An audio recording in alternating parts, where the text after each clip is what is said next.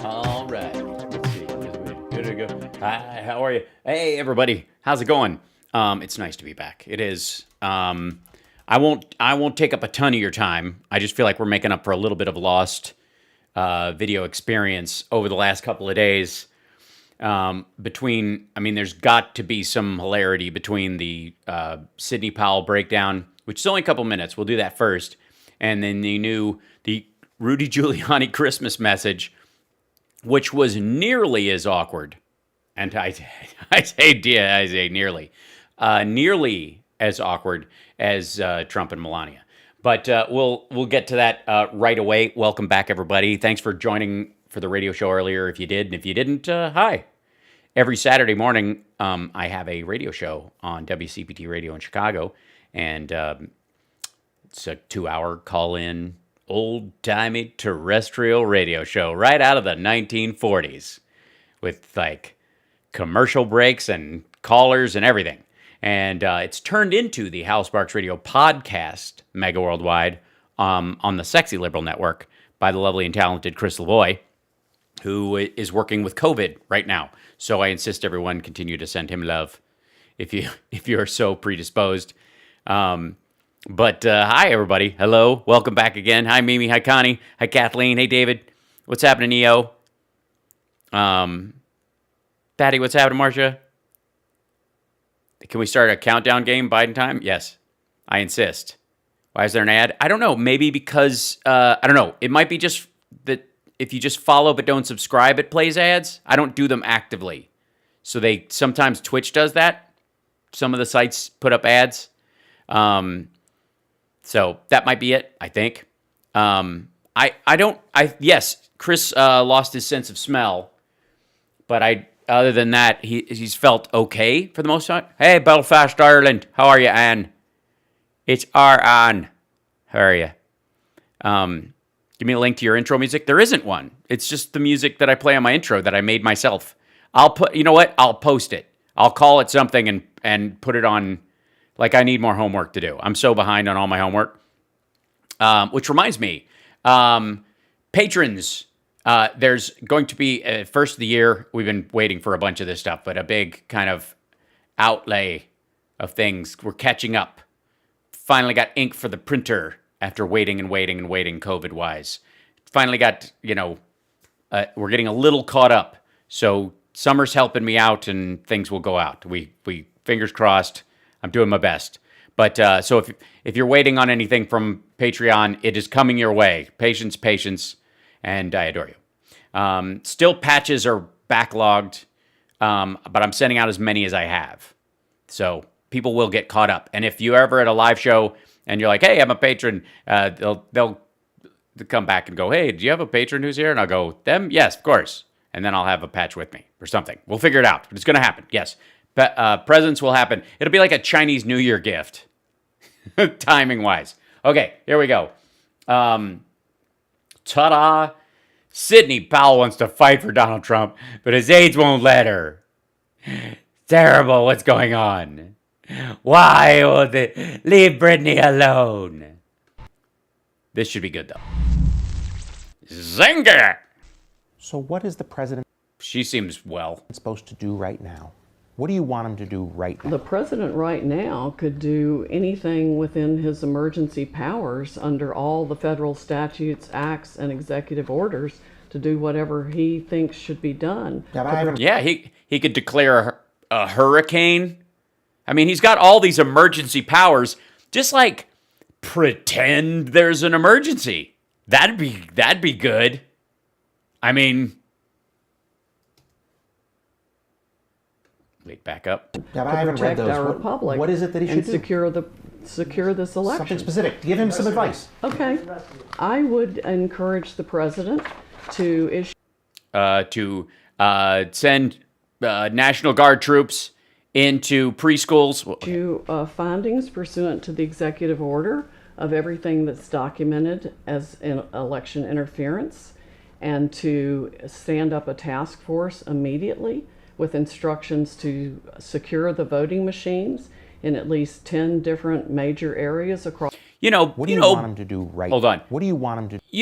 Bolsonaro stuff. Like, basically, what do you want him to do? I would like him to act like a tin pot dictator in a country that we would normally mock openly, and Putin his way into permanent power. You know, because America. Advice. Okay. I would encourage the president to issue findings pursuant to the executive order. Findings pursuant to the executive order. I think she means an. I don't know that he's written there was fraud in the election executive order, which would have zero power. Oh my God, this woman. Of everything that's documented as in election interference. Absolutely. Go straight for the ES&S machines. Go immediately for the why did Texas uniformly use one voting system while denying drop-off locations to the citizens of the largest populated counties in the state.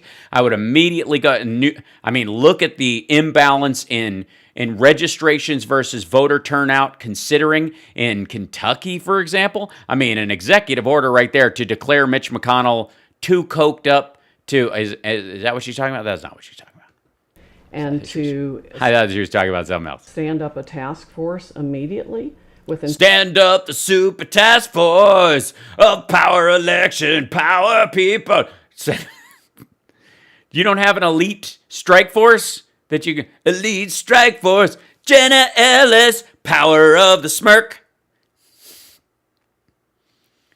Wonder Twin powers, Rudy Giuliani, form of a gooey mess. Sidney Powell, shape of a Karen attack. Instructions to secure the voting. Raphael, how much do you think this grift is going to cost her? How much is this a grift? Do you think she genuinely believes her horse tongue? She's a true believer. She's batshit. Yeah.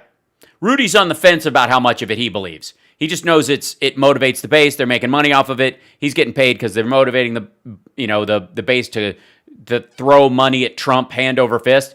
And so this is the grift. What Rudy is doing has nothing to do with the election integrity. Rudy is all about the money they can crank out. And so is Trump at this point, honestly. Machines in at least 10 different major areas across the country. What do you want him to do right? What do you want him to do right? Why does it keep jumping Not back just there? Dominion machines.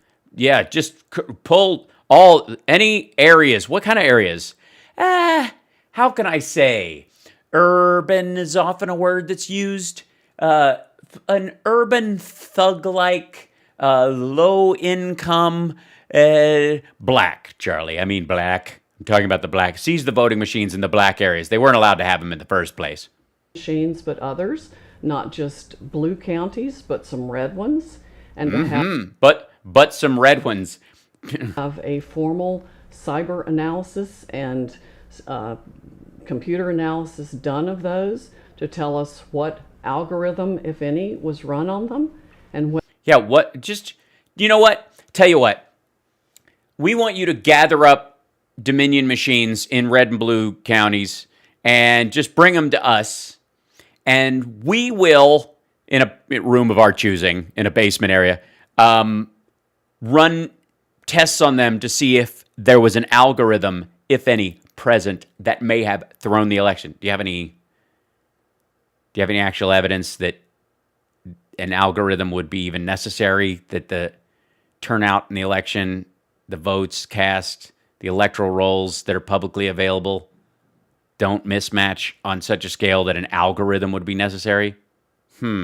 Whether those machines did the accurate count or not. So you want the federal government to seize the voting machines and make sure that they're audited, I basically. want them to secure them and conduct. Well, not seize. Secure them. So what do you mean? We'll go take them and move them to an undisclosed location and not allow anyone to tell us we can't, and, secure them. Like they secured the Lindbergh baby. A full forensic audit of the entire system, the server, the tabulator, all parts of the system. Anything that was connected to the internet the night of the election broke the law, broke the chain of Okay, you can have access to anything that was connected to the internet that wasn't supposed to be connected to the internet that night. And to quote Charlie and the Chocolate Factory, "You get nothing. Good day, sir." custody of the voting information. And We're not seizing so much as securing and taking custody. frankly, every vote on any system that was either connected to the internet or had a thumb drive uploaded to it the night before the election, all those results are invalid. None did. Because the law requires the system to be secured for a certain amount of time before and after the election. Aye. So that nothing You're talking can about be state changed laws. in it. I believe it's federal law. Okay. No, it's not federal law. By the way, it isn't federal law. It's not like she's filing lawsuits or whatever. But the manner in which states carry out their elections and the legal ramifications of like when and if you can update software, what can be connected to the internet, that's all run through the state systems. It's certified by the federal government, and it has to meet certain criteria. But the state is responsible for carrying out that mandatory criterion. And so, yeah, it's not Is this what talking out of her backside again. was? I keep seeing this coverage about somebody saying martial law, martial law. Is that what you're talking No, about? no. And I can tell you for sure that was not discussed in the Oval Office Friday night. So there's That no is truth to all those reports? Fake news. No. We had no No one brought it up except the people who did. conversation Except for Mike Flynn, who said he did and said it's still a good idea. with the president about imposing martial law. Was at there a all. conversation about the National Guard being deployed to secure these machines? No. Was there a discussion about anybody in the federal government being deployed to secure these machines? Like, why did anybody think you were talking about martial law? But I don't know why people thought that other than they tried to throw that out I don't know. Ask Mike Flynn, because you entered with him and you left with him, and he's the guy who said he said it. to scare people. Should these voting machines be secured by federal authorities? Yes, they should. Well, then what's the complaint? They should be examined by federal. We're not seizing them using martial law.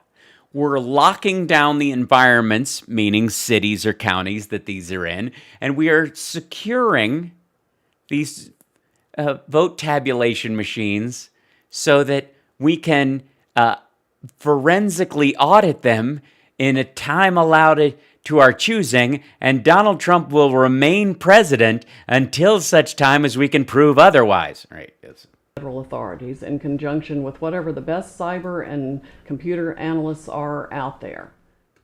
Well, considering you're pretty out there, perhaps maybe go look for a cyber expert that isn't an auto mechanic.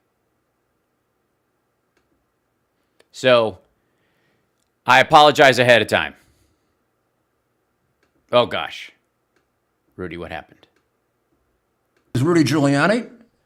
Merry Christmas. This is, you know how Reagan said these are the 9 worst words you can hear is I'm from the federal government, I'm here to help you, or whatever it is. Rudy Giuliani is responsible for the 5 scariest words you can ever hear. I'm Rudy Giuliani. Merry Christmas. And I'm here with another episode of Rudy's Common Sense. Do you think that's a good idea? And it's going to be published on Christmas Day. So hopefully you're listening to it on Christmas Day. Why? Why? Who would want this in their life on Christmas Day? And you and your family and all your loved ones have had a joyous and a beautiful Christmas. And you've received the Well, no. We're in the middle of a pandemic. People are separated for the safety of their loved ones, you dick. grace of our Lord Jesus Christ on the day of his becoming man. Oh, that's sweet. So he wants to make sure that everyone knows that Jesus is the reason for the season, and that the birth of our Lord and Savior Jesus Christ is the reason why everyone should feel a renewed joy in their life. And that's why he will now commence to commit false witness against Joe Biden and present his and then I guess sell gluttony, sloth, and greed. So, which is one of the truly miraculous and miraculous miracles. earth-shattering things that have happened in human history. Earth shattering. I don't know if you know this, but Jesus actually came back to bring everybody together. So it's kind of. What? Wait, what was that gesture? I don't even need to see that. That's frightening. And earth-shattering things that have happened in human history that made humanity what it is. What? Gave women breasts? You know, Jesus came down and, made America boo. What? What? Happened in human history that made humanity what it is. And made What Western is that? civilization what it is and made people what they are. No. Western civilization was not created by Christianity or any of the Judeo-Christian faiths. It was largely based on pagan tribalism throughout Europe. And as a matter of fact, if the Abrahamic religions hadn't pushed monotheism on Europe, once the Europeans and the Brits and the Scots and the Vikings and everybody who came to what quote unquote the New World, they probably would have interacted in a much more peaceful nature with the Native Americans and the other tribes in the areas, just like the Vikings interacted with them, the Chinese coming across on the land bridge and meeting in the middle and kind of populating that whole area. You know what I'm saying? They got along quite well. We do not have stories and stone monuments about the great Viking, native Chinese, Canada wars. And gave us. Why is your hair brushed with dust? Sorry, my camera's tilted and it's creating a split down his head, and I don't want you to miss out on Rudy's cranium. There you go. What's happening here? What is this situation here? Because I wore a bald cap during Sexy Liberal, and it looked almost exactly like this. Look how much makeup is on this man's, the top of his head. That is, oh, look at that. Hype train. Not bad for a Saturday afternoon, By the way, thank you guys for the Christmas gifts, the cheers and bits and the like. I appreciate it greatly. Thank you. Look at this. Dust, they powdered him. It's too shiny. Same thing on his cheeks. He rubbed his forehead again, so it all came off here. But look at this. Dusty hair. What is this? Honest to God, how much base does one man need? His hair isn't lighter. It's covered in the makeup. They're brushing the makeup back into... He's like taking that foundation, concealer, and he's just like doing like that. But it's powdered too. This is horrifying. What are you doing, Rudy? And why are you... What is this? Nixon v. Kennedy? Why are you trying to match the wood wall behind you, which God knows where this is? Is he in the business center of Trump? The importance of human life. All human life. Yeah, all human life. That's why we targeted Qasem Soleimani on his way to the airport. He wasn't killed on the battlefield. He was just airstriked. And that's why Donald Trump rescinded all the battle limitations put on by the Obama administration meant to limit the number of civilians killed in military actions. Many of these military actions that are necessary, but you put on extra safeguards so you're not creating enemies as you eliminate the ones you have. And of course, in the first year, the death toll of civilians in military strikes under the Trump administration was 80% higher than the entirety of the 8 years of the Obama administration. But I'm certain that in the strafe bombing and the Moabbing of campsites and villages and parts of cities in Afghanistan and Baghdad that were rockets shot from vessels in the middle of the ocean that just fired miles inland, that there wasn't a pregnant woman anywhere near there. That's absurd. How valuable. Yeah, is that why he pardoned 4 war criminals who shot a boy in the head? Not an armed combatant who happened to be a minor in a kind of Vietnam situation where you just reacted because somebody's pointing a gun at you and you find out later it's a child and he would have killed you anyways and you live with the guilt. No. Just in traffic. Just shooting up a bunch of cars with a kid in them. But tell me again about the joy of the miracle of Christ, Rudy Giuliani, please. Please tell me about the pro-life presidency of the fastest bum rush of executions in federal death row history.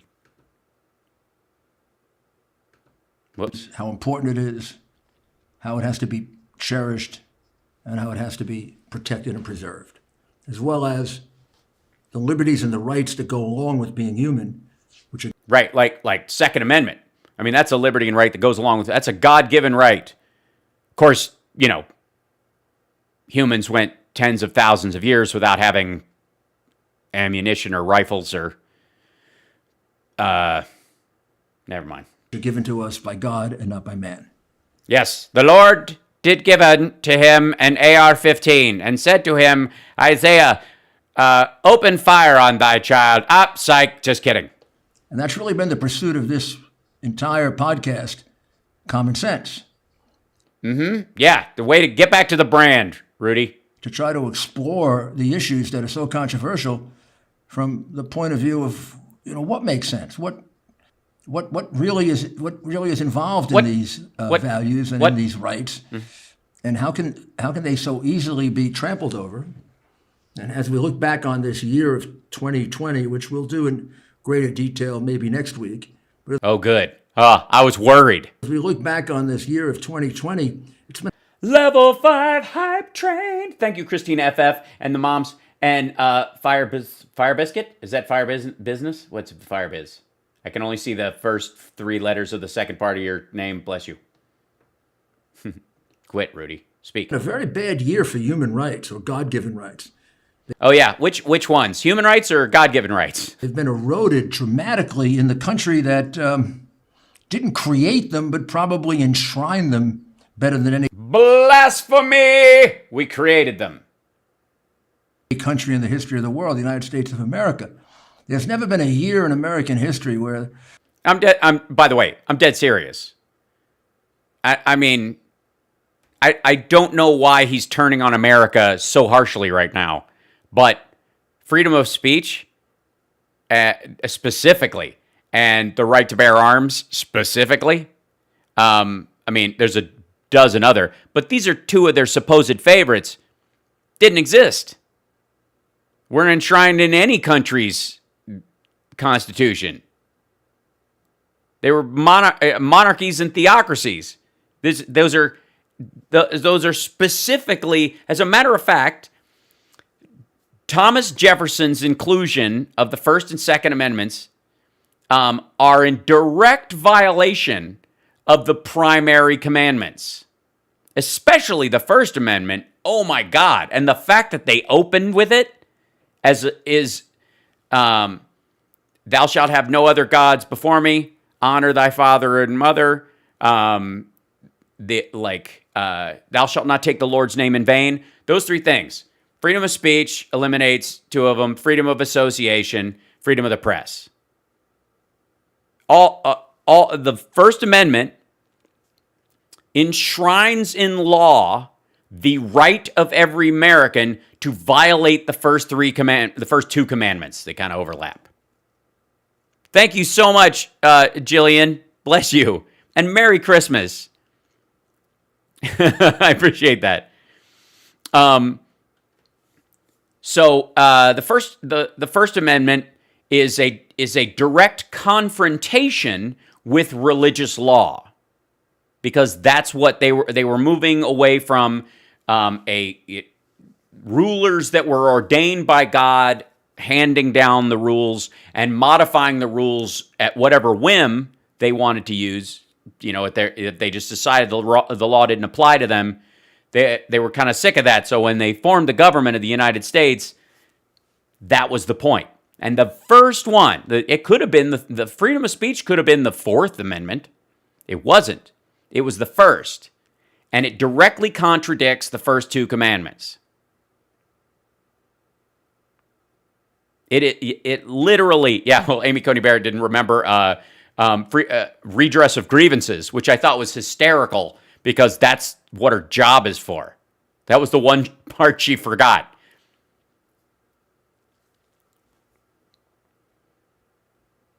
It is, and don't get me started on the Second Amendment versus thou shalt not kill. There's no thou shalt not kill except in wars. I mean, obviously, after Deuteronomy, it's just, but still. There's been such an all-out assault on freedom of speech. How? Sorry, has the government shut Rudy's show down?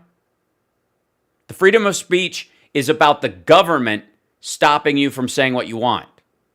There has not been an assault on freedom of speech on any social media, in any newspaper, because they are not responsible for carrying your message anywhere. You get me? I got kicked off of YouTube for 3 months and couldn't stream leading up to the election.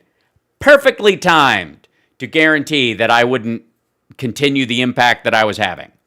And I had a choice. I could complain about it and go, free speech, my free speech rights are violated. Or I could move to other sources, and I streamed on 3 other sites. I rotated 2 other sites in YouTube's place during that time, alternating my message between, 2 other, lower end sites. But as much as I could complain, and I thought the elements of YouTube's thing was unfair and kind of misguided and mechanical and inhuman, so what? It's their site. It is up to me to play in your sandbox based on the rules you set. It is not a violation of my right to free association if you invite me into your house, and I tell all my friends they can sleep there. Are you out of your mind? There has been 0 attacks on free speech online because there is no responsibility by any of these social media networks of any sort to carry your message any more than Parler has to pin my remarks to the top of the page because I insist. What are you talking about? Free speech. Twitter doesn't have to carry New York Post stories that are clearly Russian disinfo. That's not their responsibility. They can have judgment. And they can, by the way, they can play fast and loose with their rules all they want. Twitter can decide to apply the terms of service to everybody but 10 people. And the rest of us have to just go, tough shit. They built it. They can do whatever they want. And you know what? They do. Because if they didn't play fast and loose with the terms of service, Donald Trump's Twitter account would have been taken down years ago, and he wouldn't be president now. He wouldn't. So, but please, go on about freedom of speech. Freedom of religion. What freedom of religion? Our church is being destroyed. Our cross is being rounded up. Is there a state-established religion? Are they holding churches and restaurants to the same standard? Yes. It's about groups gathering during a contagion, asshole. No one is questioning the value of someone's religious belief, the depth of their spirituality. It's just the elbow room that they have in their particular church and whether or not that is dangerous. You snake-handling asshole. Free and fair elections. Yeah, that's been a rough one. You were able to buy the ES&S machines, but apparently you just didn't invest enough. The ability to congregate for causes that you believe in. You mean, yeah. I'm sorry. These freeze frames are there's just no winning. And your ability to conduct your I try, Billy. I really do. life with some degree of judgment by yourself without the government dictating to you every little detail of it. They don't. Wear a mask, socially distance, wash your hands. Limiting people in places because you can't coordinate with the other people. When I go to a store, there's not a goddamn phone tree for Vitamin Shop. I don't know how many other people in the city have decided to go to Vitamin Shop at noon on a Wednesday. I can't possibly. Neither can they. So what they do is they establish what the size of the building and the number of people that can be inside during that time to limit the exposure as best they can. And we did that for a while, and it worked. And then people started blowing it off, and then the cases spiked, and lots of people died. You're an asshole, Rudy, and you think your personal freedom overrides everyone's. It's like this asshole would elbow firemen out of the way because he feels like a roasted marshmallow right now, and they shouldn't have put out the fire just because there's people inside. Rudy's desire for a roasted marshmallow is more important than firemen saving the people who are in a burning building. Freedom of association. Grow the shit up. These are enormous intrusions into a country of civil liberties and civil rights. Yeah, says a guy who's living in a hotel paid for with Russian money through Deutsche Bank that he's not paying the bills on. Human rights and God-given rights. It's something we're going to have to review for the future to make sure it doesn't happen again. Yeah, well, here's a good idea. Don't let a wannabe dictator asshole like Trump run your party ever again. Maybe find a presidential candidate that's, closer to what you were when you ran years ago, I suppose. But, honest to God, Rudy, if you had run against Trump this time, you'd be his enemy. But here we are, Christmas Day, pointing toward the end of the year. Apparently, he's spending Christmas Day in an IKEA cabinet. That's the birch. It's a fine laminate. Going into Thanks, probably Judy. More dramatic January than we've had in our history, or at least we've had in our history since the last time a presidential election was in this kind of dispute. Yeah. This is probably the most dramatic January ever since, maybe after the election of 2008 and 2009 when the economy was crashing and the entire financial system was torn apart by credit default swaps and people were going to lose their jobs, and the jobs losses that were caused were not actually caused by a contagious disease that could be solved. It was an intrinsically damaged element of the financial sector, and it would have ramifications for over a decade. No. Or Bush v. Gore, when 500 votes in a state that Gore ultimately won actually gave the presidency to George W. Bush, and then of course led to him ignoring his PDB and 9/11 happening. No. I'm sure this January is just going to be. Is he just basically saying stay tuned? Is this his reality show ad? I'm just saying, Rudy should work for The Bachelor. The confirmed bachelor. The bachelor that marries his cousin. Gave promise of possibly even going to the House of Representatives. It does go to the House of Representatives. It's just going to die there. From the point of view now of a lawyer involved in the case, deeply involved with my client. Who would your client be? Oh, yes. Sorry. Poroshenko?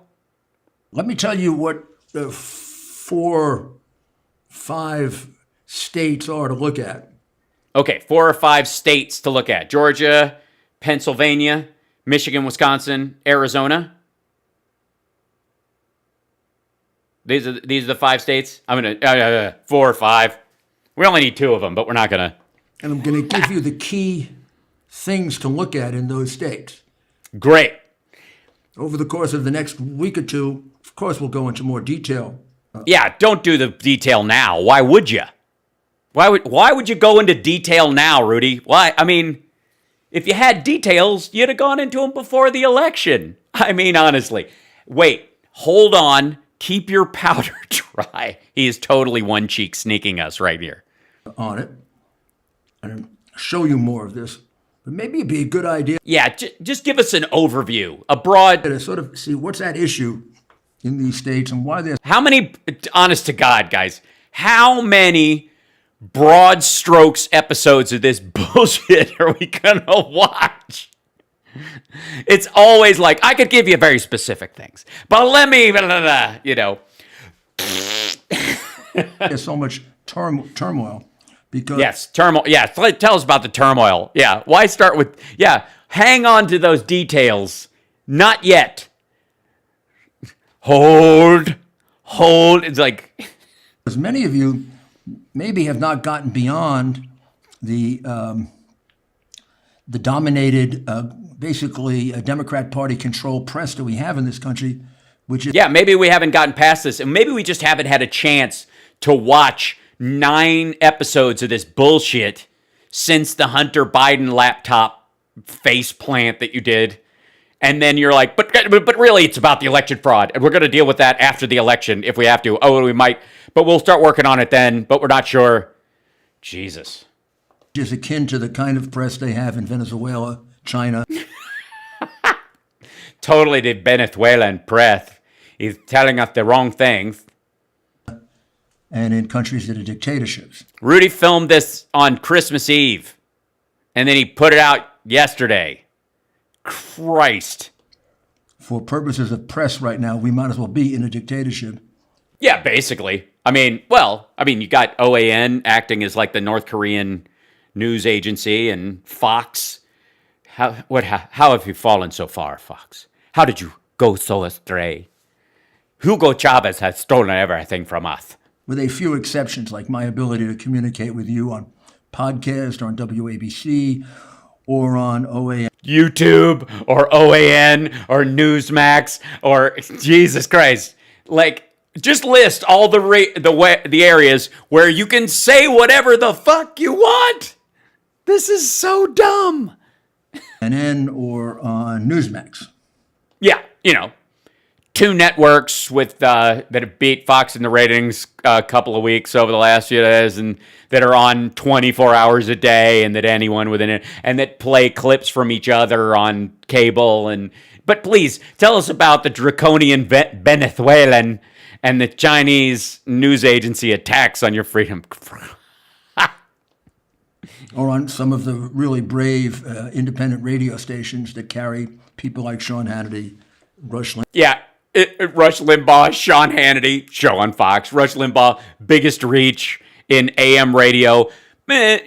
Obviously his entire salary paid for by the Heritage Foundation, and they also pay all of his licensing fees to all these channels that he's on. So basically these AM stations get 3 hours of right-wing programming and a guaranteed audience for free every day, and they just get to sell the ad spots to local people. So what's not to... Jill, thank you so much. I'm a little pent up, obviously, from 2 of these.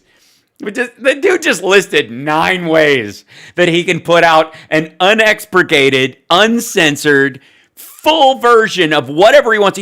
On this show, he could absolutely throw up all the goddamn graphics he wants, just like I chuck up his video. What is stopping him? Where is it? John Campbell, the guy who we all watch, who does the COVID updates, British nursing instructor and a doctor, and he's great, and I love the guy.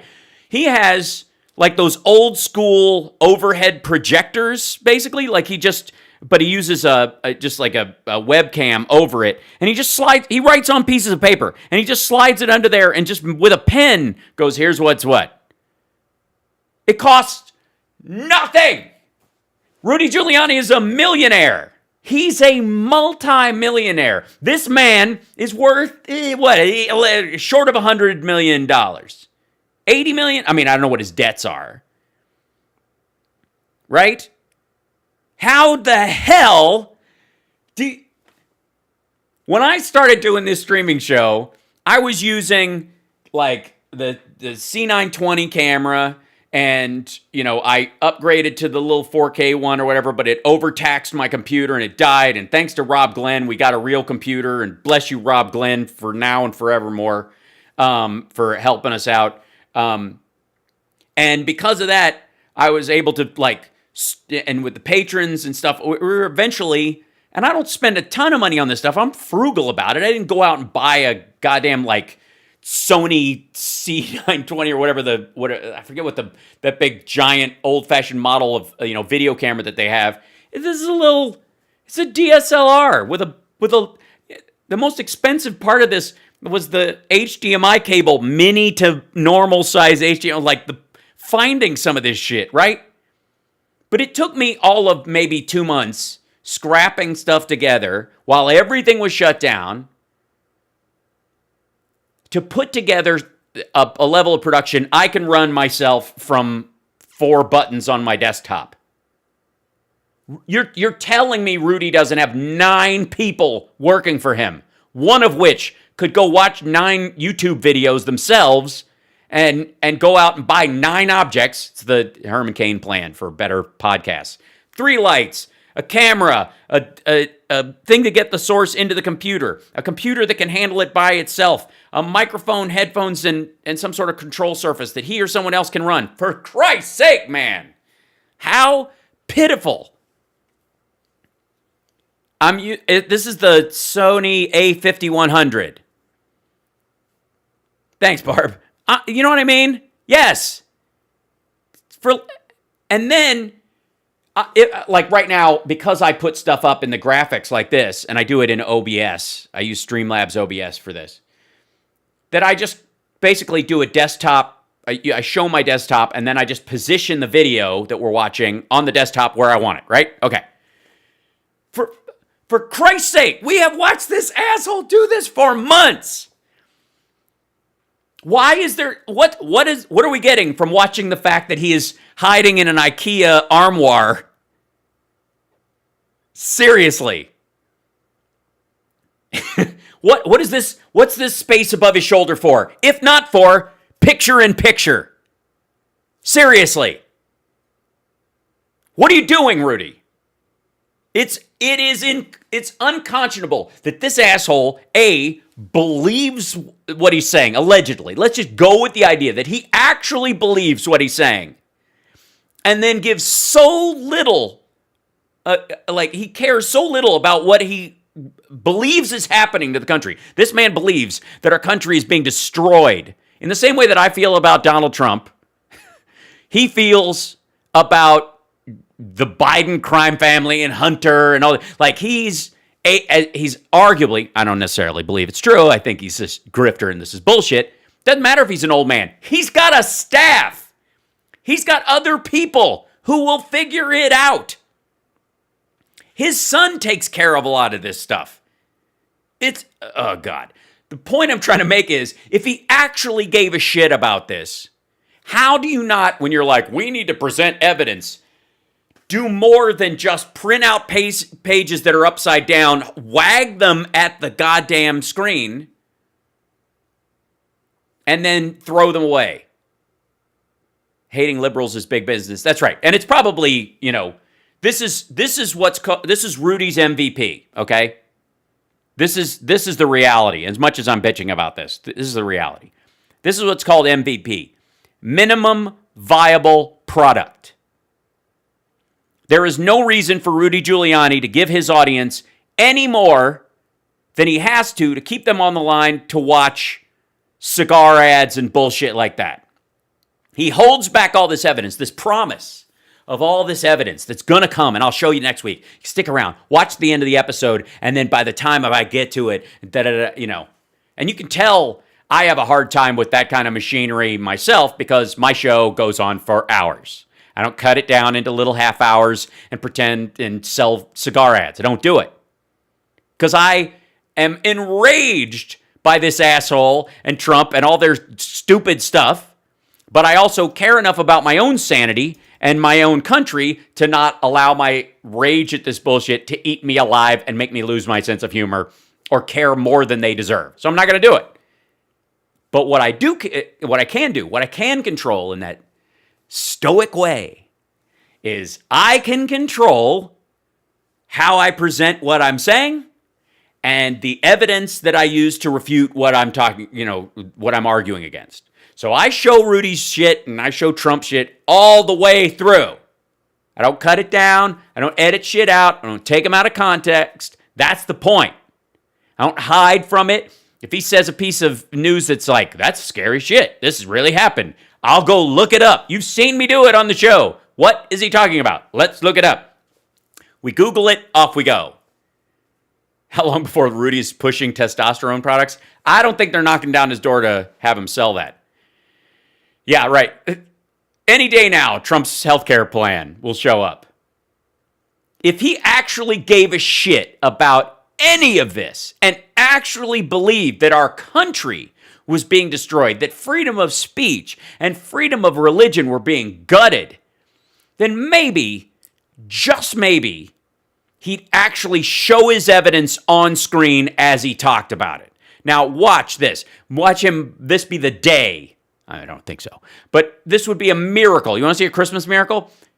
Bring up on screen, Rudy. Split screen yourself. Limbaugh, again, WABC, my radio station. Yes. By the way, that's why he bitches about ABC and then, right.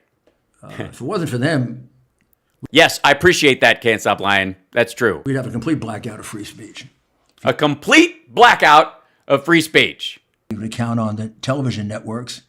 Free speech has been gone for quite some time. Beantos, thank you. Seriously. Free speech has been gone for quite some time. There are 3 full-time Trump ass-licking networks.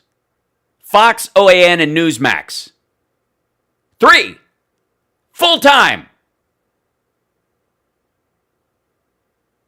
If you want to believe that MSNBC and CNN are totally bought in on the Democrats, which they aren't, especially CNN, and don't get me started on Chuck Todd, but if you want to believe that they're completely bought in, they're still outnumbered 3-2. Free speech actually eliminated completely since the Biden hard drive.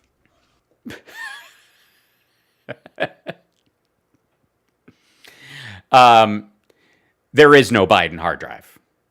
I'm just going to say it. Thank you, Terrence. There's no Biden hard drive. He gave that hard drive that he brought back from Ukraine to the FBI last year. They paid $5 million for it, $2 million more than the asking price. They gave it to the FBI. The FBI went, this is fake. You have been scammed. And they, after screening the entire thing, put it on a shelf and went, I don't know what to tell you. We got to keep it as evidence because somebody's going to come after you one day. We can't dispose of you trying to manipulate the election. So they've been hanging on to the hard drive. Rudy's had it. In September, he's like, I've only seen half of it. Half. Post it, asshole. You have a website. Mirror the entire hard drive. Dump it all. Christ. This is just the dumbest. What's stopping you? Honest to God, if I discovered my best friend had a hard drive with like major criminal activity and money laundering and allegedly underage girls on it, which if I found out that my friend had that and they left it there and I, for whatever reason, stumbled on the password and magically ended up in it, I wouldn't turn it over to Rudy Giuliani's lawyer. I'd take it straight to the cops. And I wouldn't make copies of it. I would take it to the FBI and go, I'm not looking at any of this. Because the minute you hook up a USB drive to this hard drive, automatically the chain of evidence is broken. What kind of an asshole would do that? Did he give him a copy? Where's the Oh, God. Like, this is... So let's... Yeah, by the way, to all of you saying he's too old to know about this show, like to get his show together, to have some graphics, to put his shit on screen, he's too old for that. but he's not too old to tell us all about hard drives and a laptop, but a blind laptop repairman who magically tripped and fell and found the password to get into Hunter Biden's laptop, which he only knew was Hunter Biden's because it had a sticker for the Biden Foundation on it, the Beau Biden Foundation on it. Jesus Christ. Let's shit our pants? What are you doing? let's see if by thinking about the significance of what unites us as human beings, which is God, our affinity with Why did you go God, right? Why did he look up to his left after saying God? human beings, which is God, our affinity Is God standing there? Can you see him, Rudy? Do you smell almonds? with Jesus. Let's see if we can Do some blow? agree on a few facts.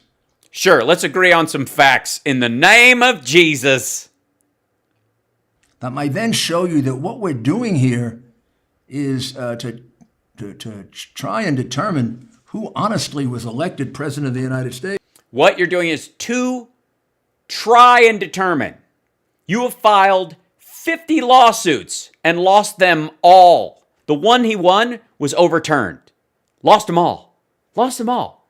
But what he's trying to do by filing these lawsuits is not to attack the integrity of the election and try to, because he never declares fraud in an actual courtroom. No. This is to try and determine maybe who could get, because Jesus would never work in mysterious ways and, Jesus. So let's start with the state of Pennsylvania. Yeah, Jesus would want us to start with Pennsylvania. We had, Thank you, Steely Dan. Yes, 60. I would say, in terms of scope, Don't fart on us again. the largest fraud. Yeah, the largest number of electoral votes. So, like, why is Pennsylvania such a big target? Disenfranchising black votes. What could possibly go wrong? And secondly, if the 20 electoral votes, you need all the Republicans there to have bad faith electors throw theirs, so you can get 10 of those. Then you go to the other states, you do that, and you add them all up, and you end up with 30 electoral votes maximum, still shy of winning. What exists to show that the vote in the state of Pennsylvania, as submitted to the president of the Senate, is a false, perjurious, lying statement?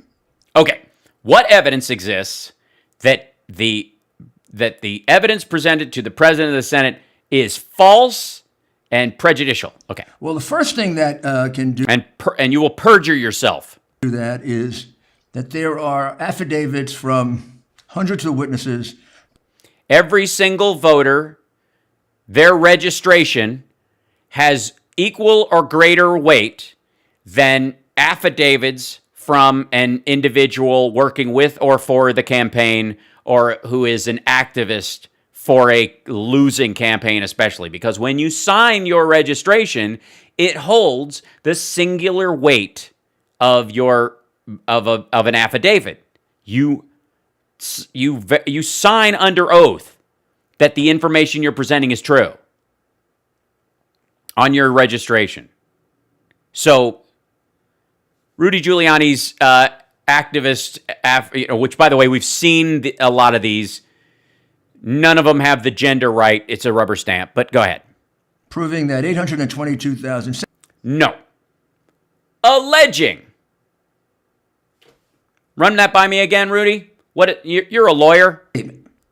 Well, the first thing that can do that is that there are affidavits from hundreds of witnesses proving that 822,777 ballots were entered without any observation by. That's a lie.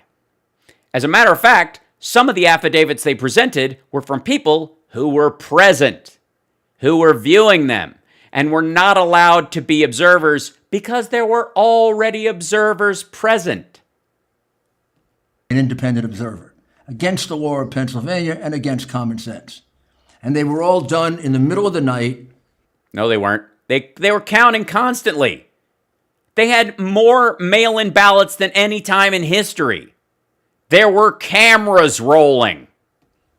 When keep it straight. Don't screw up. Don't start mentioning Wisconsin on me again. When Biden was behind Trump by 600,000 votes and he had to desperately catch up. You mean when the in-person votes, which greatly favored Trump, if not entirely favored Trump, were already counted because by the end of the day, they had individually, everybody who voted in person had personally typed in their stuff, personally run their receipted ballot into the envelope and handed it in wherever they voted. But the mail-in ballots were done in 2 extra steps. Judged on their envelopes, removed so it was just a privacy envelope, and that privacy envelope moves on to being counted as a ballot separate from there, so you have privacy in who you voted for and why. And then those are removed and those are run through, and it takes a little extra time, and there's somebody doing them and they tabulate them, and they've all got the UPC symbol that matches up with the envelope that came in and all that shit. Remember that? Okay. But tell me again how half the electorate not having their votes counted until the next day, until starting at midnight, and you want to tell me that Trump won that state at 10 p.m. Do they know what a moronic argument this is? Do they really? He wouldn't be on my show. Actually, that's not true. Rudy would show up at the opening of an envelope.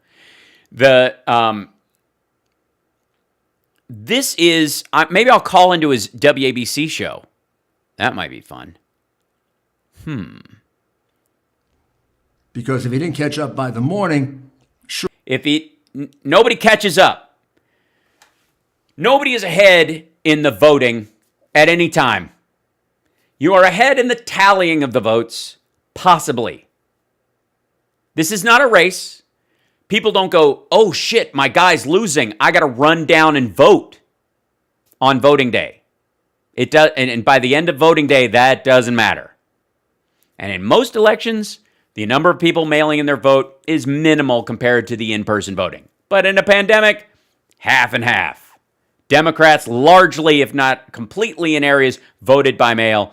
Republicans insisted on voting in person so that they could give each other COVID and murder their relatives over the ensuing couple of months. And Trump doesn't care because he can't run again after this election. So he might as well burn his supporters down on election night. In a state that's split in half, when only half the state has voted, you're not ahead, ever. No one's ahead. You know what? You win, and you only win when every vote is counted. The only time they're like, this person's ahead by a lot and we're going to call it, is because there aren't enough votes left out there to measure. I was up all night on this stuff. These guys went to bed at 9:30, assuming the ES&S was going to throw the entire thing for them. And then, oops. Surely Pennsylvania would be called for Trump, and that would push him pretty close to having an electoral majority, and they were going to stop that at all costs. They didn't have to. You guys are trying to stop them from counting black people's votes in urban areas and Democrats in highly populated cities in Pennsylvania. That's what you're trying to do. And normally, you do that by using state legislators and other people to limit the funding for elections so that only rich counties get enough voting machines and poor counties get fewer than they need. And the lines get long in black areas and underprivileged white areas and minority areas. And rich areas, it's like, oh my God, how can I choose from all these awesome machines? 882,770 votes, as recorded. He wants all of Philadelphia thrown out. All in affidavits under oath. some of it presented in testimony before legislatures. Where they were not under oath and did not match their testimony. None of it presented to a court because no court will hear evidence on this. No. Yes, they do. You can present your affidavits in your filing. You refused to. You wanted an evidentiary hearing with cameras rolling so it looked like to your client you were spending his money wisely. No court. Another terrible failure in our system. You mean the system you and Jen Ellis have? Some of the courage has come out of it. The courage has come out of our system? I don't know. Where are the death threats coming from? The left aren't threatening death threats in this. The right are. The brave judges are the ones who are going, there's just bullshit here. So that's one. Also, another statistical fact that just... A statistical fact. A statistical fact. This will be good. Go ahead. makes it crystal clear that Pennsylvania numbers are dramatically false. Dramatically false statistical facts. Here it comes. And that is that there were more mail-in ballots counted than there were mail-in ballots sent out.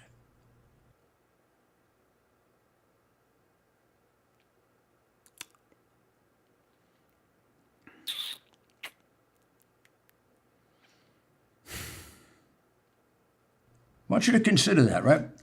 By the way, that would not be a statistical anomaly. That would be a numerical anomaly. It would be an issue with the actual number, not the statistics of it. Let's hear what I want to wait until he finishes this whole please. Finish this thought, Rudy. Go ahead. The way it works is you're supposed Tell me. to get a mail-in ballot, absentee ballot. And you look at your hand and you go, my God, there's a lot of hair on this palm. Maybe I've been tucking too much. You then fill out the application on the front. You put your name, your address, your precinct. You sign it. You put your precinct. We all write in our precinct, don't we? And then you sign it. You get a mail-in ballot. You put your address on it. What?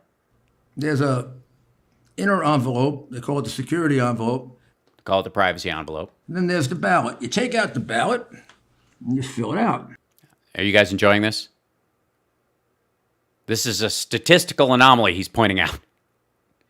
But I appreciate him showing us the top of his head again.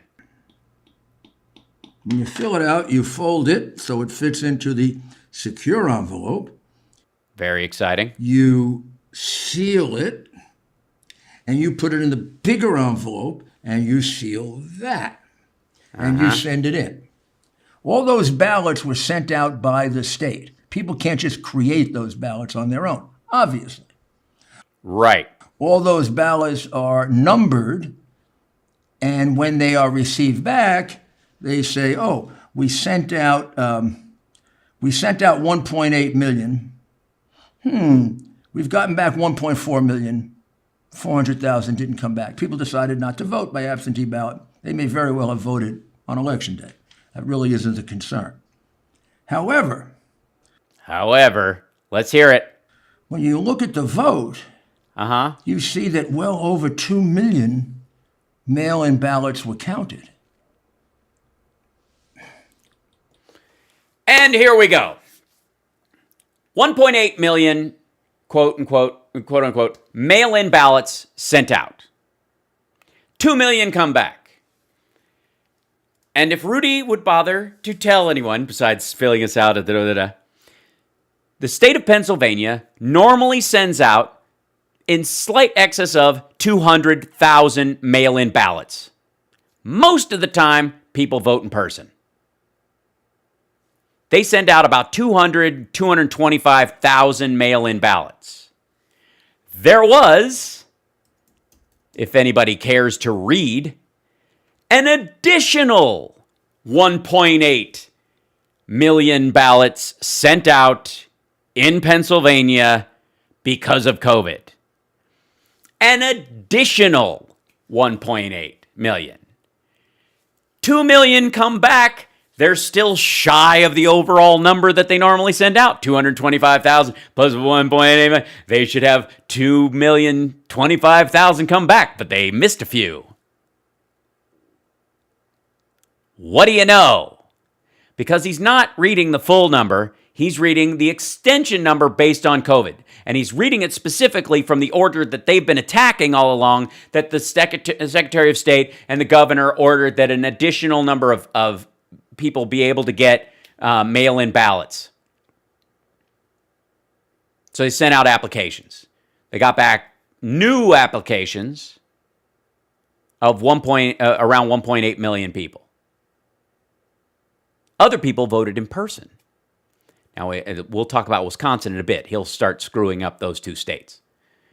They already had 250,000 going out every time. People who are homebound, disabled, have any number of reasons why they always vote by mail. And this time around, they added 1.8 million. And 2 million came back because almost everybody voted, especially the people who got mail-in votes because they didn't have to stand in line anymore. This is just dumb. And look how tickled he is to do this. Christ almighty.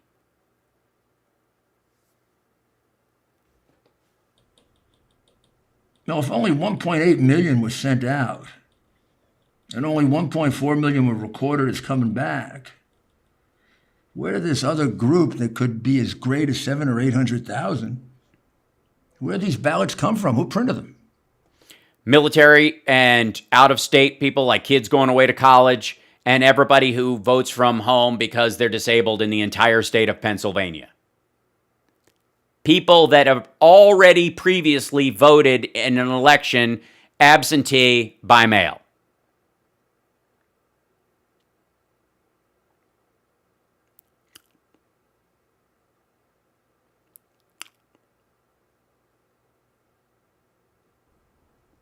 They're not on the list printed by the state or ordered by the state. Bullshit. You are looking at the new list presented by Fetterman and the governor, which is new voters voting by mail because of COVID. You are looking at the COVID list in the last, 3 months before the election. Whoops.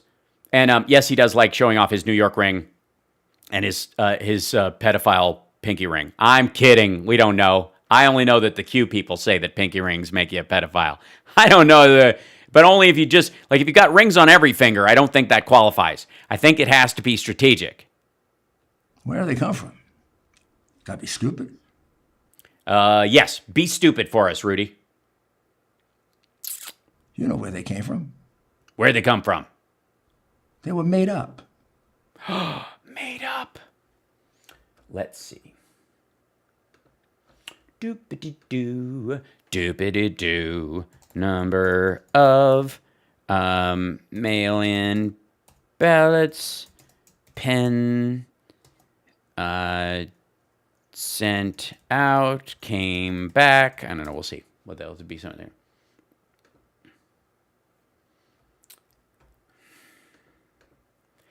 Pennsylvania did not have hundreds. Quit. Go away. Pennsylvania did not have hundreds of thousands of phantom absentee ballots. Claim. Here it is. Let's go. Let's dig into this, shall we? Claim. Pennsylvania election officials mailed out 1.8 million ballots, but counted votes from more than 2.5 million mailed ballots. It's kind of a typo there. AP's assessment. False.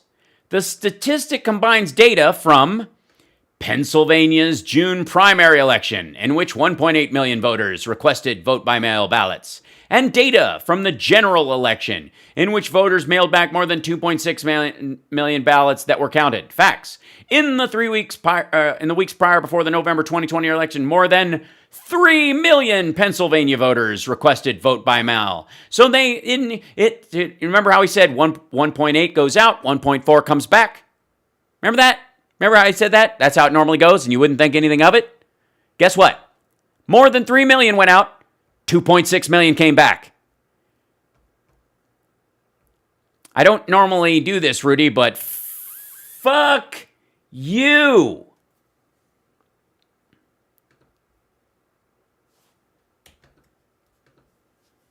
Open link in new tab. More than 3 million in Pennsylvania apply for mail-in ballots. October 27th, 2020. A week ahead of the November 3rd election, applications in the presidential battleground state of Pennsylvania for mail-in or absentee ballots exceed 3 million. There it is. There we go. With Tuesday the last day to request one, and legal wrangling creating uncertainty over the deadline to receive them, meaning the Friday before the Monday. State data shows that of those applications, about 1.9 million, or more than 62%, have been returned to counties. 62%? That's great turnout. 1.9 million had already gone back a week before the deadline to get them.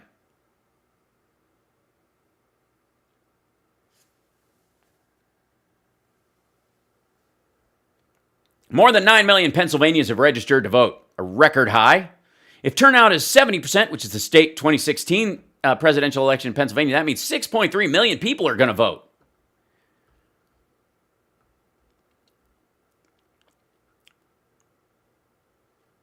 Guess which half voted by mail?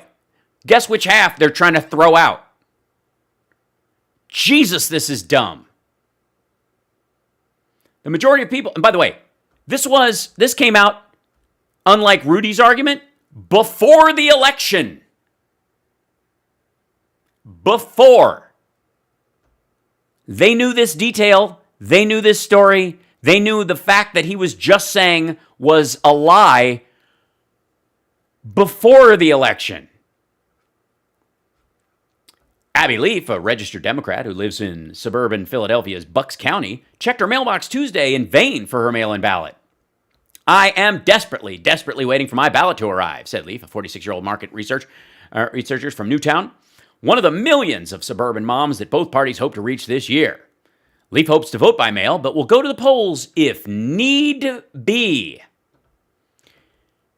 Making sure we have free and fair elections is worth getting COVID for, she said. This woman was dedicated. The crush of mail-in votes is a record, more than 10 times the amount received by counties in 2016's presidential election when Trump edged out Hillary Clinton in Pennsylvania, helping him win the White House. Counties have staffed up and bought new high-speed sorting equipment to process the ballots as they prepare to hold an election with fast-rising coronavirus numbers, new voting machines, and the U.S. Supreme Court potentially deciding the return deadline for mail-in ballots. So let's hear Rudy again, shall we? Let's read that. We now know, by looking it up, that the request for ballots was already 3 million in October, with the deadline to ask for one still approaching, with enough time to receive it, and then you might have to walk it in. Which leads us to the other part of Rudy's bullshit argument, which is that a lot of people received their ballot in the mail, but it didn't return through the mail. They walked it in because it got there too late, and they didn't want to chance it. So a good portion, and this happened in 3 other states, people got their mail-in ballots, but they didn't mail them back, no siree. They dropped them off in drop-off boxes, which was their right, or they walked them into the county clerk's office so that nobody could cheat them out of their vote because they were pissed off and wanted Trump to go. Now let's watch Rudy Giuliani pretend to not know the truth. Where'd these ballots come from? Who printed them? Hold on. Run this back. Run this back on us, Rudy. Come here. mail-in ballots were counted. Wait, back up. I voted on election day. That really isn't a concern. Okay, so We've gotten that's the part where he said 1.8 to 1.4, right? back 1.4 million, 400,000 didn't come back. People decided not to vote by absentee ballot. They may very well have voted on election day. That really Kind of like 3 million mail-in ballots going out and 2.6 coming back. 400,000 people either didn't vote by mail, didn't return it, didn't vote at all, or decided to walk it in and walked in and voted on election day without returning their paper ballot. 400,000 people. 400,000 people. 400,000. really isn't a concern. However, when you look at the vote, you see that well over 2 million mail-in ballots were counted. 2.6. Up to a week before. Now, if only 1.8 million was sent out, They weren't. and only 1.4 million were recorded as coming back, In the primary, where did this other then why do we let black people vote? Thank you for saying it, Rudy Giuliani. Finally, somebody had the nerve to say it, and it was Rudy Giuliani. Why in the world, if we're going to send out these ballots and they're not... There was 2.6 million that had already... 1.9 million returned 2 weeks before the election. There were 3 million that went out. 2.6 million came back.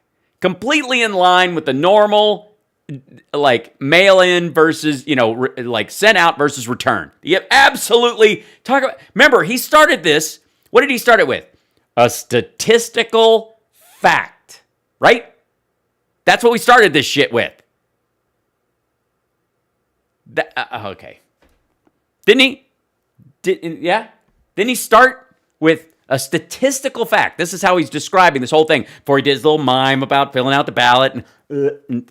Right? group that could be as great as 700,000 or 800,000, where these ballots come from? Who printed them? The state, you asshole. Why don't you care about the 400,000 that didn't come back? The 400,000 votes that were thrown out, that were not counted, mail-in ballots that were sent out across the state, more than likely in red counties, and the county commissioner or whoever was in charge of the local elections there, and the judges that were doing it, were doing everything they could to throw out every mail-in ballot that went into every red county, and nobody was bothering to even check. Nobody even fought over it. And that's what they had two clients that fought this, that went in and said, my vote wasn't counted because they didn't like my signature, and they didn't call me and check it. Yeah, because you're in a red county. They were just throwing out, hand over fist, they were throwing out mail-in ballots. 400,000 of them. Biden won that state by 600,000. Kiss my ass. They're not, China printed them. not on the list printed by the state or ordered by the state. They were. You're looking at the primary list and pretending it's the general. Dummy. Where do they come from? They came from the Secretary of State. Gotta be stupid. You are a stupid man. Rhonda, bless you. Thank you for paying me just to put up with this. I adore you. Thank you for the super chat. Dude, a week ahead,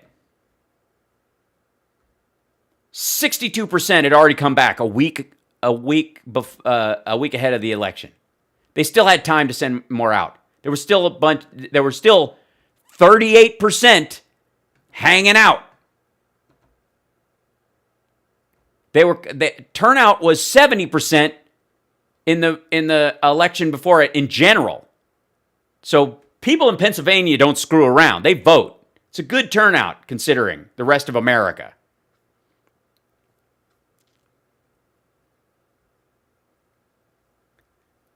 But, oh, by the way, we can't have poll watchers, the judge said. Trump told rally goers. They fought us on that. They didn't want people watching them count. Trump's campaign has not been blocked from having poll watchers. Rather, Trump's campaign sued Philadelphia's elections board to force it to allow campaign representatives to monitor satellite election offices where people can register to vote, apply for a mail-in ballot, fill it out, and return it. Philadelphia judge and a statewide appellate court judge both reached the same conclusion. The Pennsylvania law does not allow such monitoring of those activities because you can't have privacy of your vote if they can go to a blue district, watch you register to vote, see where your address is, stand there over your shoulder while you fill out your stuff, ask to see your ID like some member of another campaign, the losing side, by the way, gets to ask you for ID. What the hell? The state does it. If you do a mail-in ballot, they do it. Those people who work there have taken an oath. The campaign hasn't. They've pledged fealty to Donald John Trump. And now would be a good time to sell some hot dogs. You know where they came from. Yes, I do. The state of Pennsylvania sent them out, and so do you, Rudy. They were made up. They were made up because Pennsylvania was out of hand. They never expected them to be ahead at one point by 800,000 votes in Pennsylvania. They had enough ballots that had been made out in advance to cover that. Couple 100,000 here and there. They didn't have the 800,000 ballots they needed. So they had to go make them up.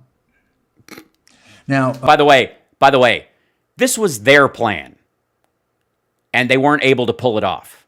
The state of Pennsylvania will not let us examine their ballots. Why? The ballot doesn't show you who someone voted for. It's just an empty ballot with Biden's name on it or Trump's name on it. Because, we could put it in a machine and we could tell you whether it's a legitimate ballot or not. We could tell you by the markings. We could tell you by the stationery. Yeah. It shows up on the tabulation documents. The tabulation documents are uploaded. If there's a mismatch, it won't go. We could tell you by sometimes the pen that's used too repetitiously. We could tell you by the folding of the paper. We could tell you by the folding of the paper. You that definitive by the folding. Forget hanging chads. The folding. Maybe not all 600,000 or 700,000, but 500,000 of them. You're going to be the judge of folding when it looks like you are literally wearing a bald cap and your hair is sprayed. What is that? What is happening? This guy? All right. Those votes are phony votes. They're phony. You take that away from the 80,000 margin that Biden has and Trump wins. And give him back the 400,000 that you stole in pretending that they didn't exist in the. All right. Pennsylvania. No, he doesn't. Not happening. Rudy, and by the way, I don't believe Rudy's wearing pants in any of this. I don't know why he's wearing concealer in his hair. Someone else is doing it. Someone terrible. Independent of the unexamined ballots. I think this would be a good time to take a short break. Jesus Christ. My friends, if you want to help preserve America right now. You can, what? Rent, don't say anything involving an RV. Well, you still can join AMAC. Join AMAC, a MAC, okay? Association of Mature American Citizens. I can't do it. I just can't. I mean, I want to, honest to God, I honestly, I want to help. I love my country. I really do. I know I'm often accused because I'm a liberal of not supporting the troops and being an anti-cop or something, which is absurd and ridiculous. And anybody who knows me knows that. And anybody who watches this show knows that. But you can, blanket statements being what they are. I would love to join Rudy. I'm shy of the sign up by a couple of years, probably. But my biggest problem is I am not mature at all. So I don't know that they would have me. The fastest growing conservative group in America, especially for those age 50 and up. Joining AMAC gives you... Oh, I do qualify.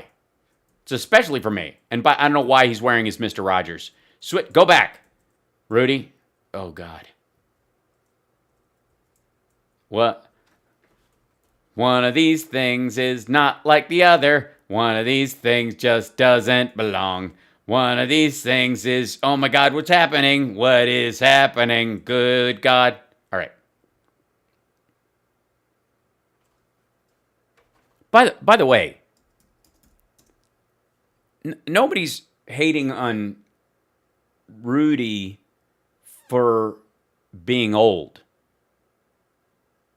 Let's be abundantly clear. I don't care if somebody's bald. Biden's bald in the back. He's got plugs from a long time ago, and that's his due. Who cares?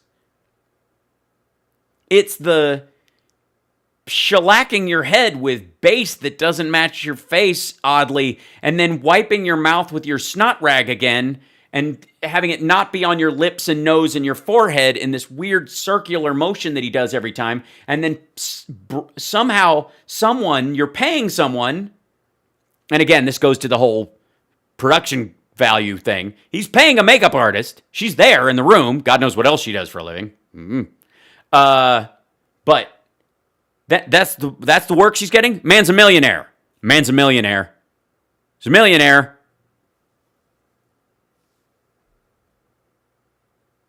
But he's paying that person to do that job. Can't pay somebody to do graphics. He's never seen a real TV show where they have graphics. To the states.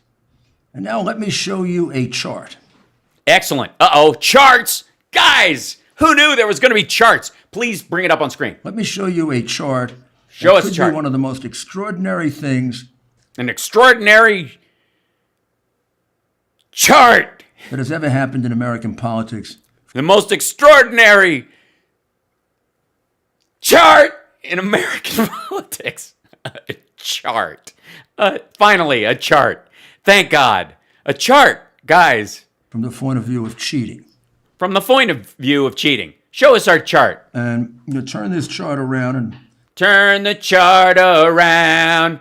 See what I have squiggled. This should be up Turn on your it screen. upside down. This should be up on my screen? Please bring it up on screen. This is the day of the election. And this is the day after, the day after, the day after, and the day after. So these are all days after the election, you're saying? So this is when the counting process begins. All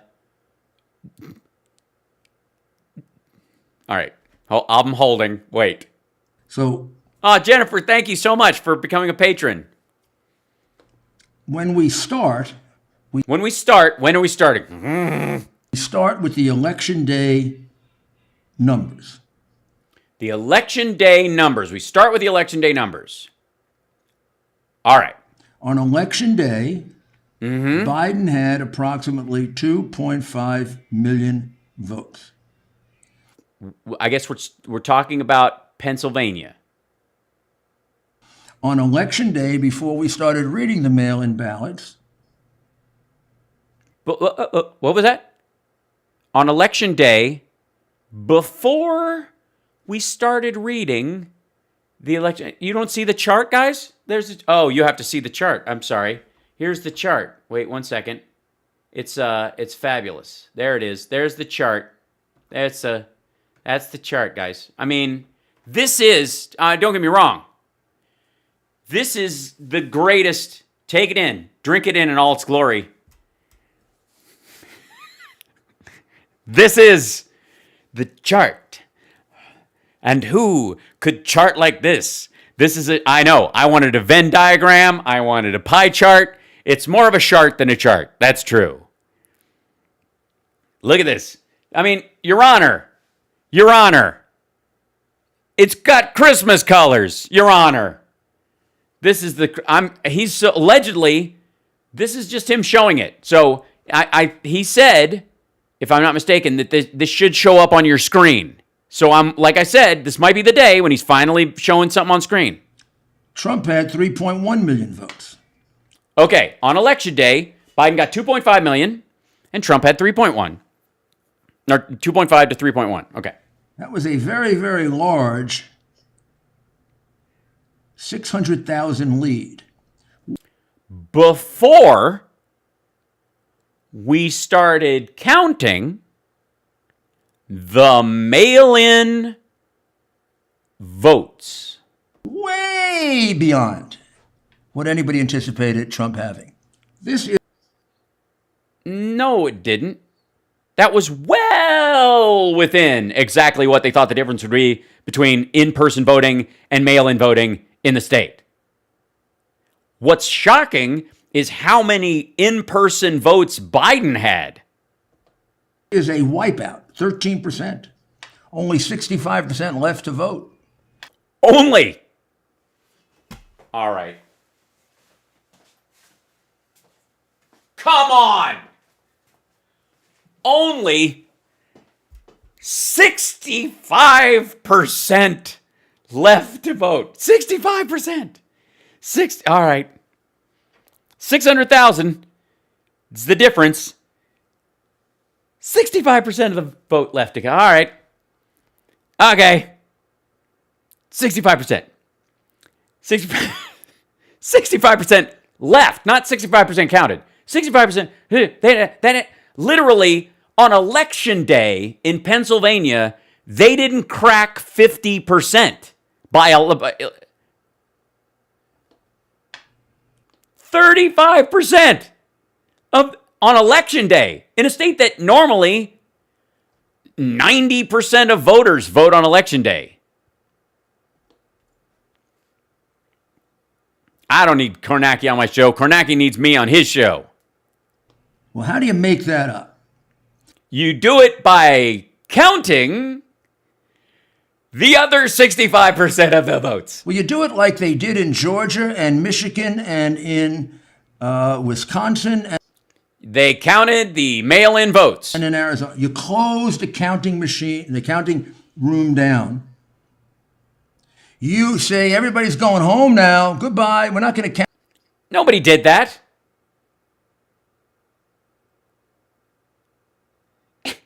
Nobody closed the counting down. Anymore.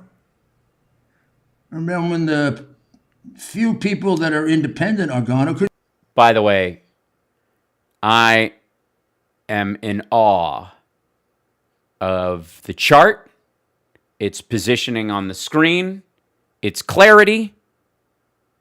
I mean, if you can't look at that, ladies and gentlemen, if you can't, I mean, honestly, how much more evidence do you need? Look at that chart. Look at it. Drink it in. How do you even fight that in court? Look at this man. This man is a millionaire. I know, this is a pretty awesome pause, James. This is...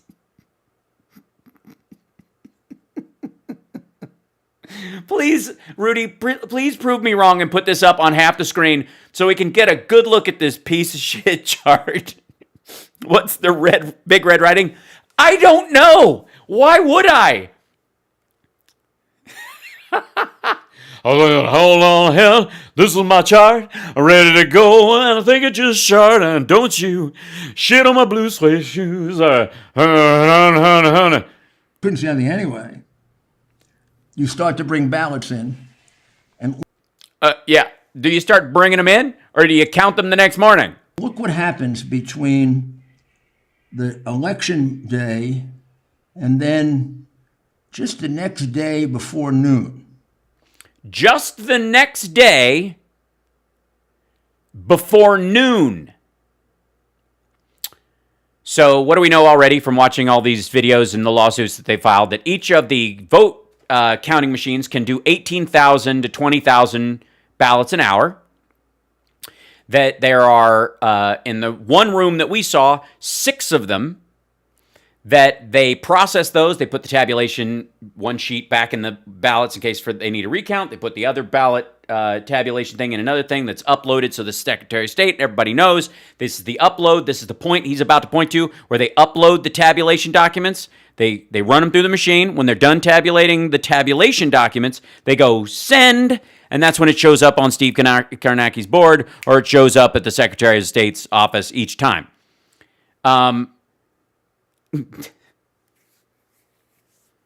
There's 7 sites, major sites in Philadelphia, Pennsylvania, Erie, that are counting ballots because they have 10 times as many mail-in ballots as the last time.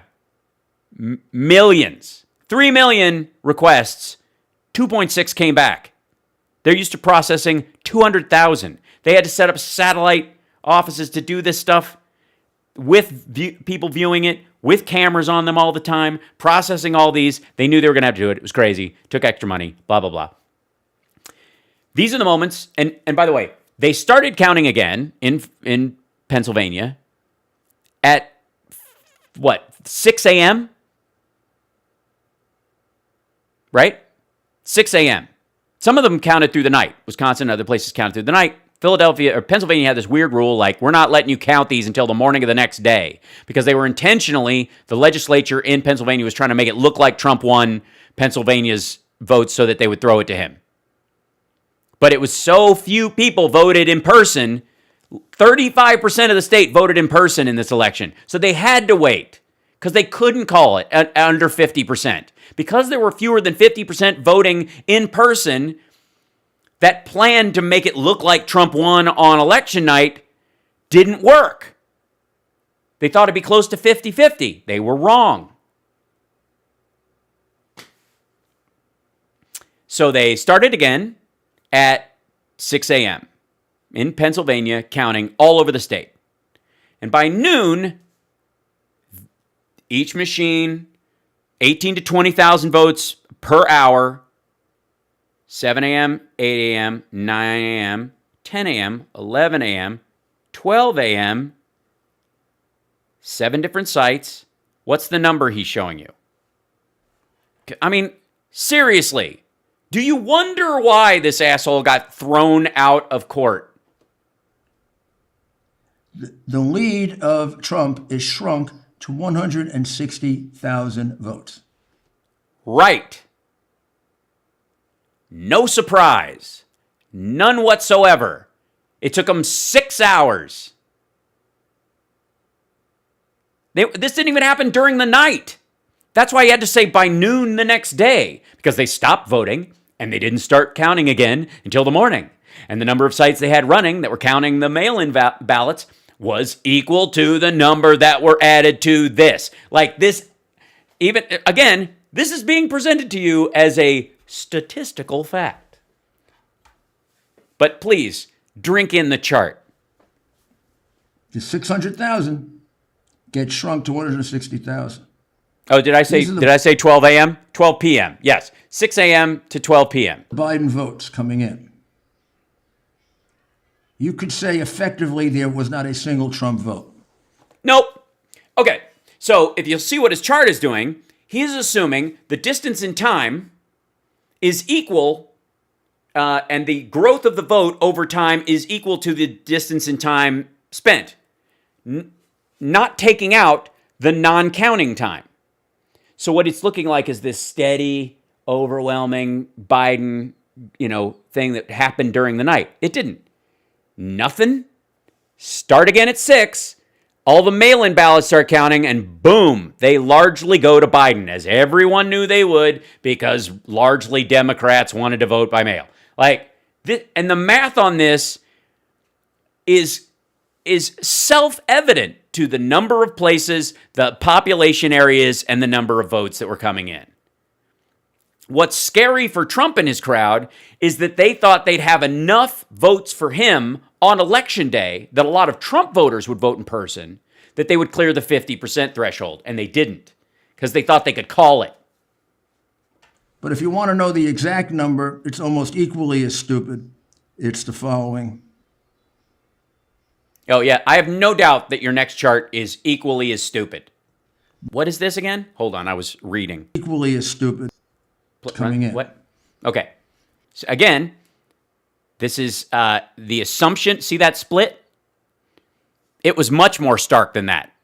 And the problem that they're going to have is that if they show the actual chart and counting, when the actual timing of it was, it starts at 6 a.m. the next morning, and there's a huge load of ballots that are done during the day when everybody's watching and they can't argue with it. So they make it look like the mass of Biden's votes, which were all counted from 6 a.m. to noon on this chart, if you make it look like the overall growth happened all night long under cover of night, what were they doing from 6 a.m. to noon? How literally? Where did they just take a long lunch? Did the second shift of vote counters just play Game Boy? What was happening? Because if they were working, that number would be twice what it is. You could say Yeah, he does have this like, oh, I see where I'm an asshole. You're absolutely right, Jesse. He's looking at his own chart going, this is terrible. effectively there was not a single Trump vote. There was a bunch of Trump votes. If you want to know the exact number, it's almost equally as stupid. It's the following. Show us the equally stupid number. Biden received 578,014 votes. Trump received 3,290 votes. That's 0.2%. Yeah, in what county? Not statewide, asshole. In Philadelphia. In the mail-in vote. Most of his people were it was just like masks. If you're a Trump voter and you're not bedridden, you're at the polls. And you don't have to wait in line because nobody else is. There's no place in the country that Trump received any number like that. If we look at Pennsylvania, his worst number is 20 times higher than that. 20. Yeah, that's a batch of votes. That's not the entirety of even the votes in that area. Times higher than that. What I'm telling you is you couldn't have found a sample of votes that were that skewed. Sure you could. Because you are excising votes from that count on purpose. Couldn't have found it in Pennsylvania. Couldn't have found it in New York or California. In California! You could if you picked a single borough. Couldn't have found it anywhere. Because it's made up. By you. It's phony. But what am I seeing? Show your work, Rudy. It's math. Show your work. Where are the numbers coming? What's the 300,000? Because you said 600,000 votes came in, they were separating them. By the time they closed in, there was, he was 113 some odd thousand short. So there were 500,000 Biden votes that were coming in. And by the way, there were more Trump votes that came in as well. So they were nestling up. So where did those votes come from? Where's that specific thing happening? Because you've already tried to convince me that there were 700,000 phantom ballots because you're using numbers from the primary. So I'm going to need to see your work. You can't circle and cross out your own fake equation and convince me. And why is it not on the screen? What are we watching? Oh, but the Democrats in Philadelphia wouldn't cheat? No. I'm assuming this is sarcasm or a vain attempt at it. They've only just done it in the last 60 years in every election. Oh, I see. Otherwise, there wouldn't be so many black people in charge. They only just lead the country in the number of people convicted of voter fraud. What, 8? You know the reality of all this? The real shocking thing is that you turned the chart away from us and you still haven't put anything on the goddamn screen? Elgato, green screen. Look at this. Rudy. $150, man. I'm telling you. This is what keeps me out of,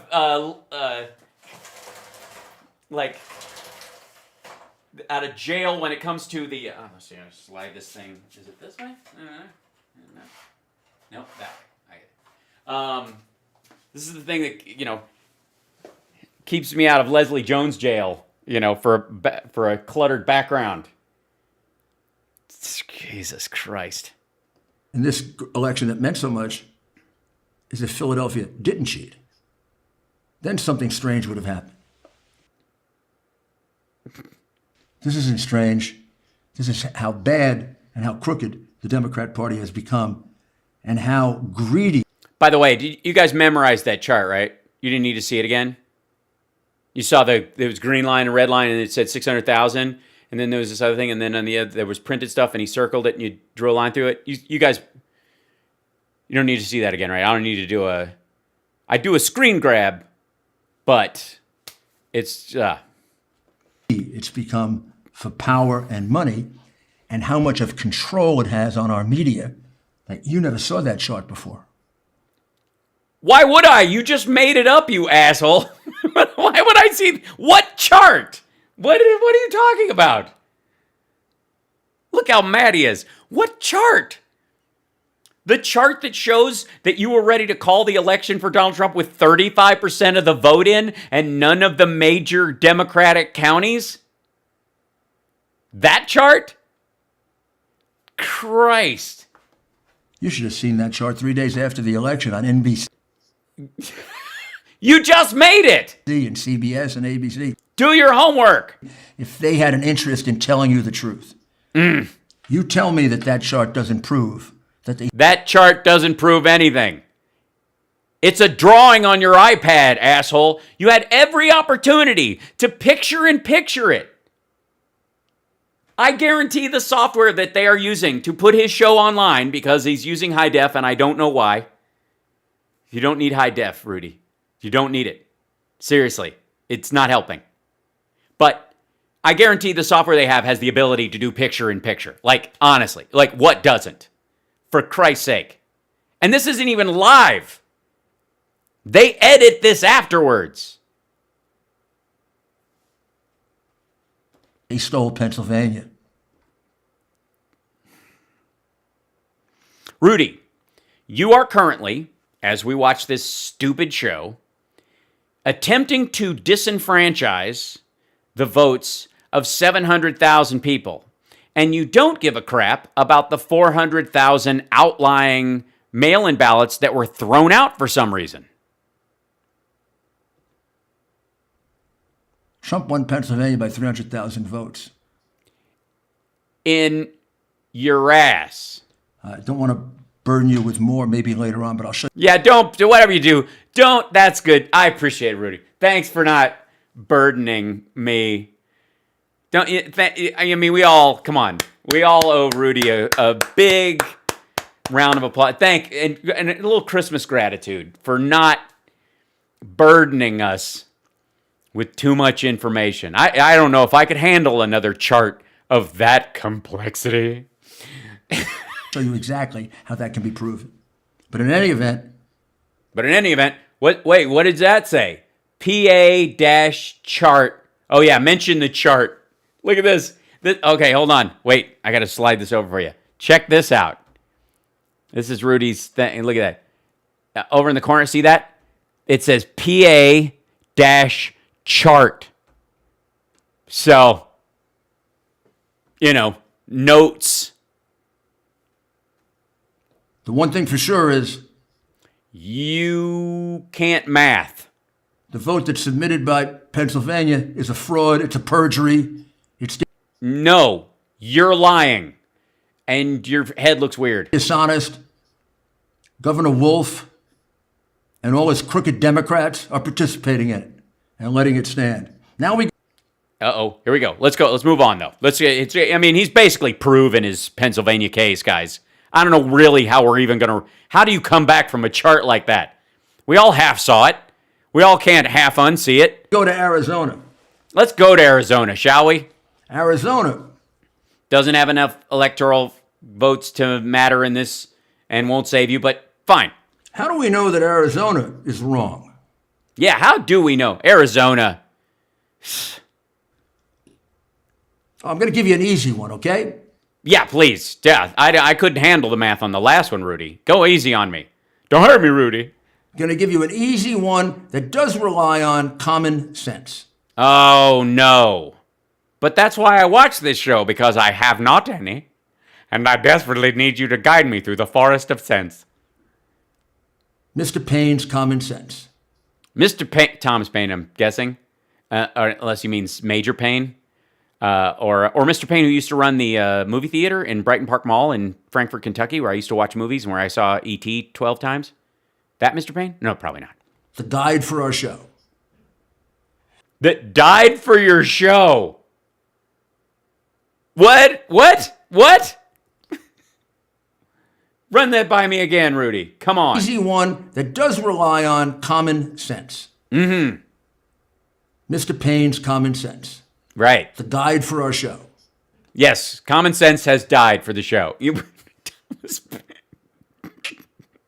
Thomas Paine died so that Rudy Giuliani could have a show. What? Who died for our show? I think your makeup lady died like mid-stroke. I think she went and just fell and You know Arizona. You know. Oh, I do. I love Arizona. I do stand up there. I have some friends there. Yeah, it's a good time. How close it is to the border. It's on the border. Uh-oh. The border. Mm-hmm. I don't know if I can do that, Catherine. I don't know if I could do a Cockney accent right here with all likey. Come on.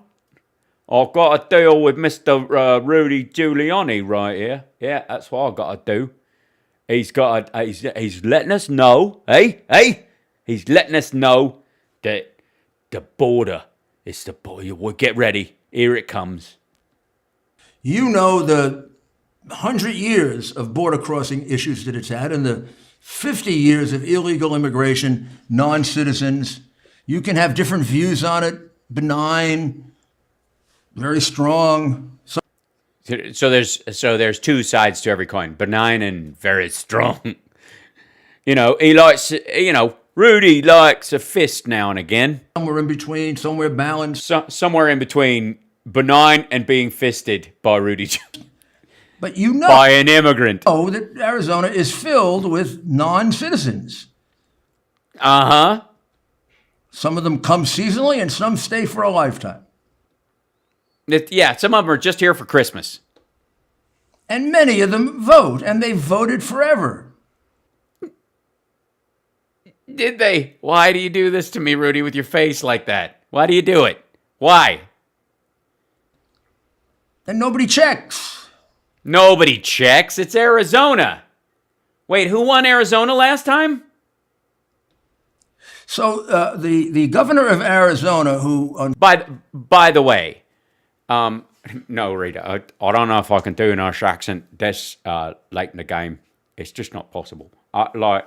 I'm stuck in Michael Caine and I can't get out. Let's be abundantly clear. What Rudy is saying right now sounds like an argument for how they could steal Arizona themselves, like a pitch he's making to Trump. Nobody's even going to look. We'll have a bunch of people vote. We'll get a bunch of, we'll double vote it up in there, and nobody checks Arizona. We'll win it easy. Fortunately, calls himself a Republican. And his little...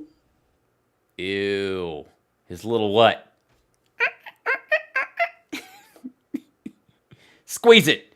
Flick it, Rudy. Go ahead. Entourage. Republican entourage. In there.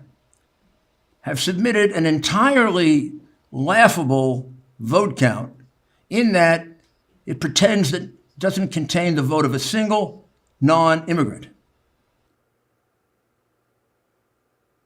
It doesn't contain the vote of a single non-immigrant. Oh dear, I've gone cross-eyed.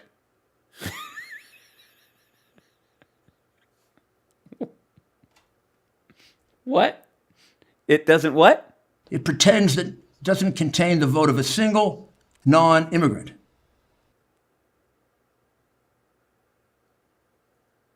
So everyone who voted in Arizona I'm what? I can't.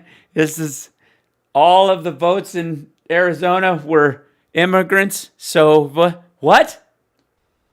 So, By the way, I might screw up sometimes. Like when I said 12 a.m. instead of p.m. That happens. But I'm doing this live. They edited this. They have 2 cameras. They can cut away. They can fix stuff like that. You know what that means? That means no one on his team notices. All these things that I point out and that we point out together and some people bring up in the chat and we kind of meet in the middle about, all those things we're like, what? That doesn't make any sense. Everybody in his staff goes, yeah, that sounds about right. Yeah. Rudy, nailed it. Sorry, we can edit me saying that out. Love you guys too. Biden beats Trump by 10,000 votes. Uh-huh. But has no votes from non-citizens. Well, if everybody votes there and Trump won Arizona last time, then obviously, and they've been doing it forever, Rudy, Trump got a bunch of illegal votes last time. I'm glad you're pointing it out. I think it's about time. Not a single non-citizen voted in Arizona this time for the first time in 50 years. Oh, so you're saying Trump's wall doesn't work? If one did, then that statement before Congress is perjurious, false. No.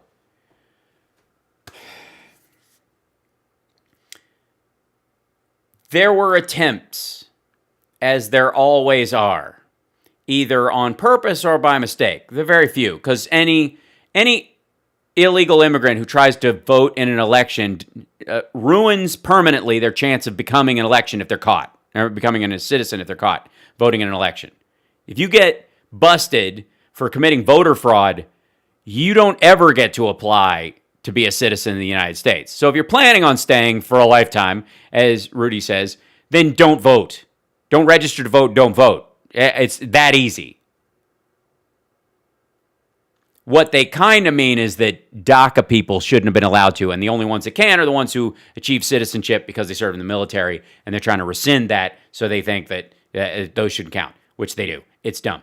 But understand where he's coming from. Let's listen to that again real quick. Before Congress is perjurious, false. Wait, back up. 50 years. What does it say? If one did, then that statement before Congress is perjurious, false. Okay. It doesn't say that they didn't try. It's just said that none of them were counted because they check the voter rolls and they make sure. That's Arizona's issue. By the way, if Arizona is a perjurious state run by a Republican, perhaps indeed the Republican should step down, a Democrat should be appointed, and then they could rerun the LAR. Yeah, you see where that's going. Well, of course it's untrue. And they know it's untrue. Because lots of illegal immigrants love to vote for Donald Trump, especially the hardcore religious right Catholic migrants who are pro-choice. And they think you're too stupid to care. And they think that the big tech, big networks, big corporations. Which big corporations would that be? And the big money, like the money that comes from Dominion. Yeah, Dominion's, I mean, that's the big cash, honestly. Companies that make voting machines, Dominion, that's where they're just doling out the juice. It's not like Deutsche Bank or anything like that, or the Saudis. Chicken shit money. They think it's going to make you all be somnolent and go to sleep and not pay attention to that singular common sense fact that proves that Arizona has a false submission to the United States government. I think these false submissions should be prosecuted. Go for it. So we've done some surveys. Go find. Oh, you've done surveys. Wait, guys, they've done surveys. Twitter poll.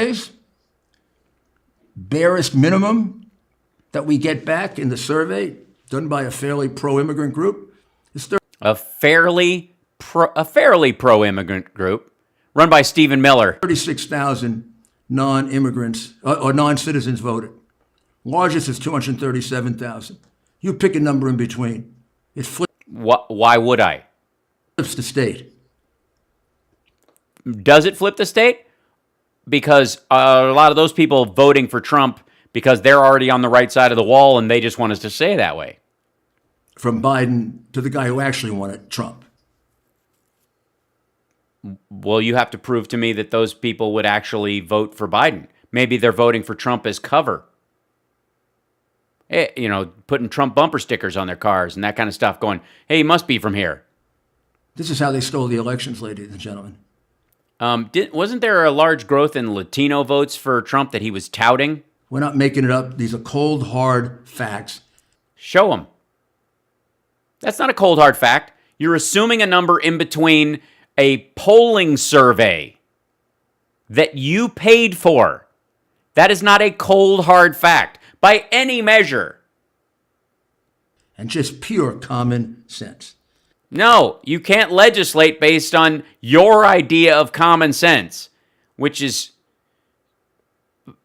more common than sense. Now, if you don't want to do it that way, I don't. You can do it with the Do it with what? out-of-state voters that were allowed to vote. Oh, the military voters, you mean? Clearly voting out of state as well. They're more than enough to turn the tide of the election. Why would those people be necessarily voting for Biden? Why wouldn't that lower Trump's count? Or you can... Their primary address is in Arizona. They're, because of COVID, they're staying in other places and they can't return home, either away at school or they live part-time in another state for work and they couldn't come back in time for that. So they wanted to guarantee they could vote. So they sent away for a mail-in ballot. Like, what in the world? you can... Military people working on another base, but they're from Arizona and their family and everybody's there. Base it on the uninspected... Thanks for sharing it with your Welsh relatives. Much love to them. I met a lovely Welsh girl in London long ago. It's a beautiful story. It's very sweet. ballots in Pima County, in Cochino County, and, of course... Bless you. Jesus, did somebody blow up in the background? Listen to this. In Cochino County, and... Boom! Of course, in Maricopa County, which get up into the hundreds of thousands. Why would I feel for even a second that if you found any of these ballots that they would favor one candidate over the other? Because Trump is anti-Mexican? So there are three independent ways of demonstrating the number's wrong. No. There are three fabricated statistical averagings based on the result you want to get through surveys.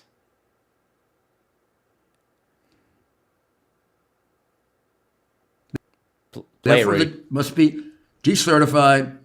No. And the number breaks out with a Trump win somewhere around 40 or 50,000.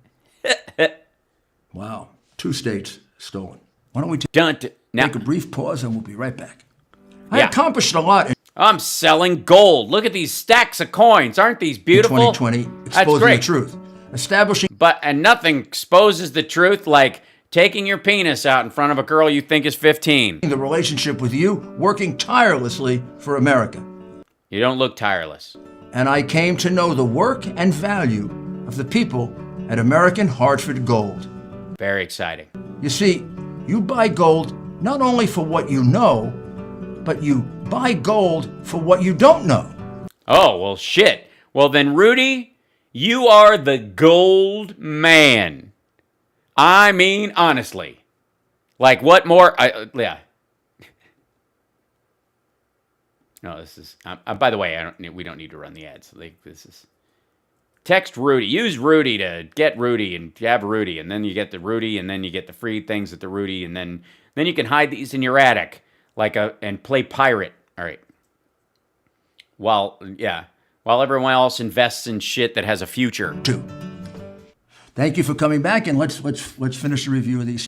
Yeah, let's finish the review of these states, because I hope I hope he's got more of those charts. I'll tell you why. I'm excited. Oh, to get you wonderful. You look terrible, Rudy. Now we go to Michigan. Yeah, I could tell by your. He's got his iPad up, and it's got MICH period. Michigan probably has the most dramatic situation of all. Yeah, because he's behind by 130,000, and it has to be dramatic, or you'll never make it up.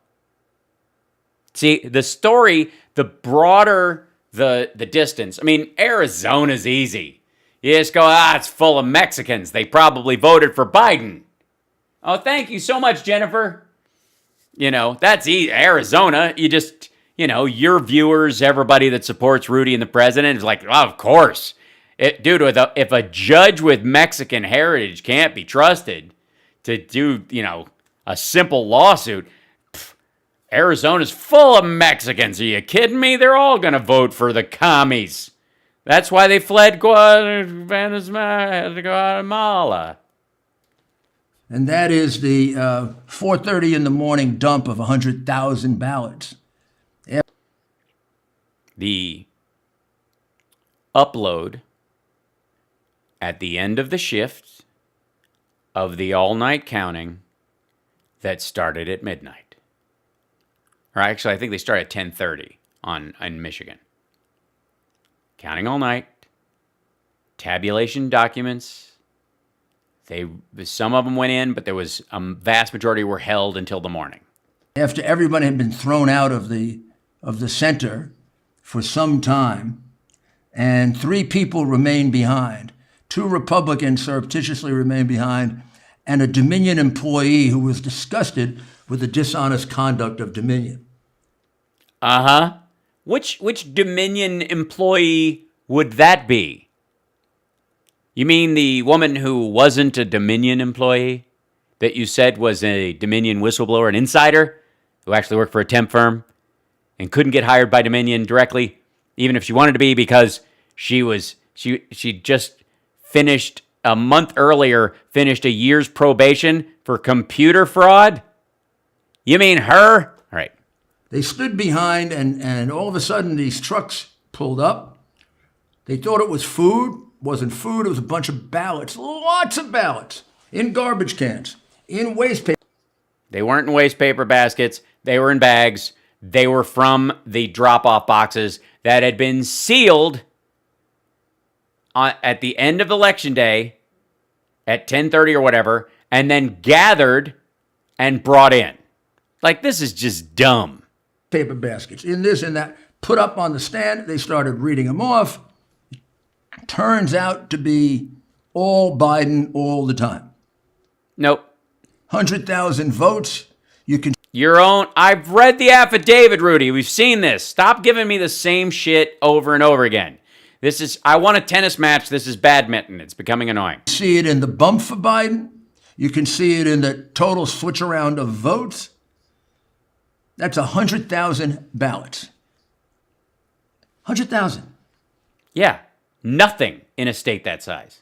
Or you can take a look, at Wayne County Show us what's on your screen, you asshole.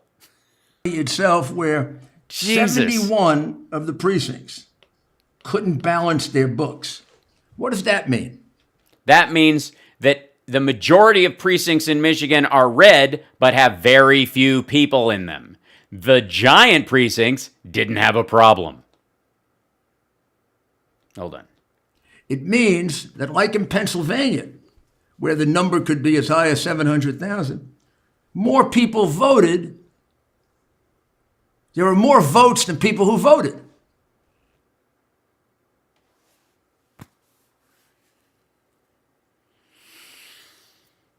Okay. Now again, we've dealt with this many times. But just for shits and giggles.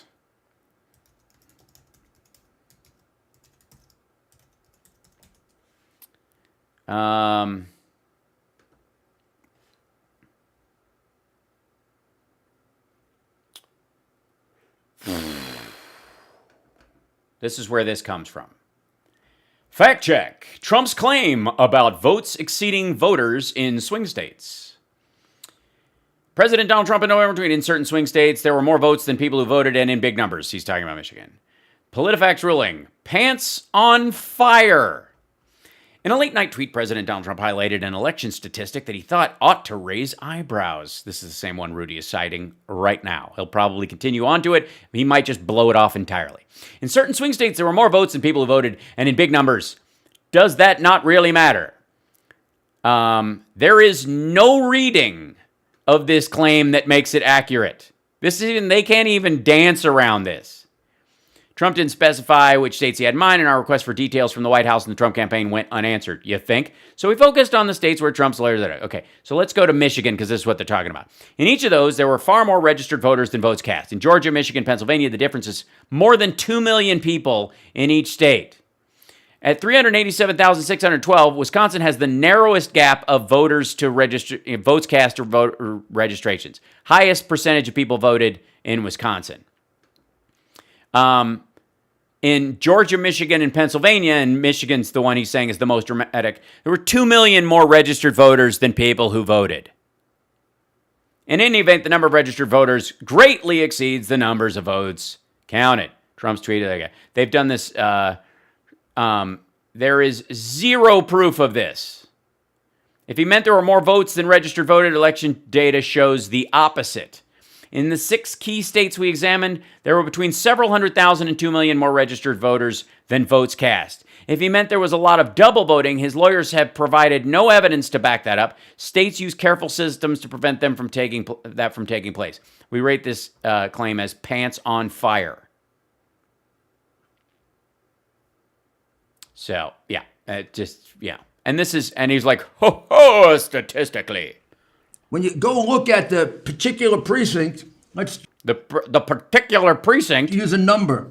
It shows 4,000 people voted that day. In a particular precinct, a small precinct. Oh, but no, it recorded 6,000 votes. Gee.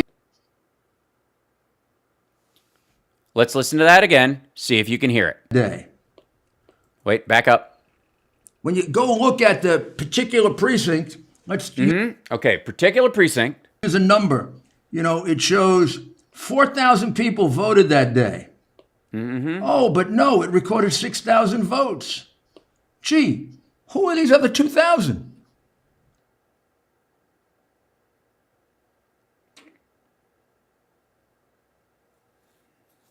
Did you hear what he said? 4,000 people voted that day, but it recorded 6,000 people voted total. So in the red counties, 2,000 mail-in votes. This is so bad that the county This is so bad you can't even show it on screen. board refused to certify because of the 71 that couldn't be balanced. That's a lot. And then they were threatened. They were doxxed. Uh-oh. They were doxxed. Their phone numbers were put out. Their addresses were put out. They were threatened with death. If they didn't throw it for Trump, And they changed. if they did certify the election as it did, absolutely, Sean, their glad vote to. On a theory that there would be a forensic audit. The vote went in, the forensic audit was called back, and they have since withdrawn their votes. They did 3 audits. They refused to certify There were 3. this. The governor ignored it. No. The Secretary of State handled it. The governor paid attention to it and made a statement about it. And Governor Whitlis That's adorable. and her Secretary of State, who has already committed And by the way, I get that he's, Whitlis. I get what he's doing. She was in danger of being abducted and shot in the head and thrown off a bridge, and continues to serve as governor. She didn't step down. She didn't live in fear. She's still the governor of Michigan. So I would argue that on all measures, she has maintained her wits. A felony and saying that records should be destroyed. She didn't say records should be destroyed. Privacy records are gotten rid of after the certification every single election, just like they were after the last election when Trump won. He didn't bitch about that then. Committed a dishonest, criminal, fraudulent Lawyer who is vote that includes the 100,000 dump. It's not a dump. They uploaded in the tablature. It has nothing to do with the what. Also, this is one of the things that chat room. Can you guys maybe explain this to me? They talk about the quote unquote dump part. Rudy makes this case that they printed all of these ballots and they all show up magically at this whatever witching hour they present.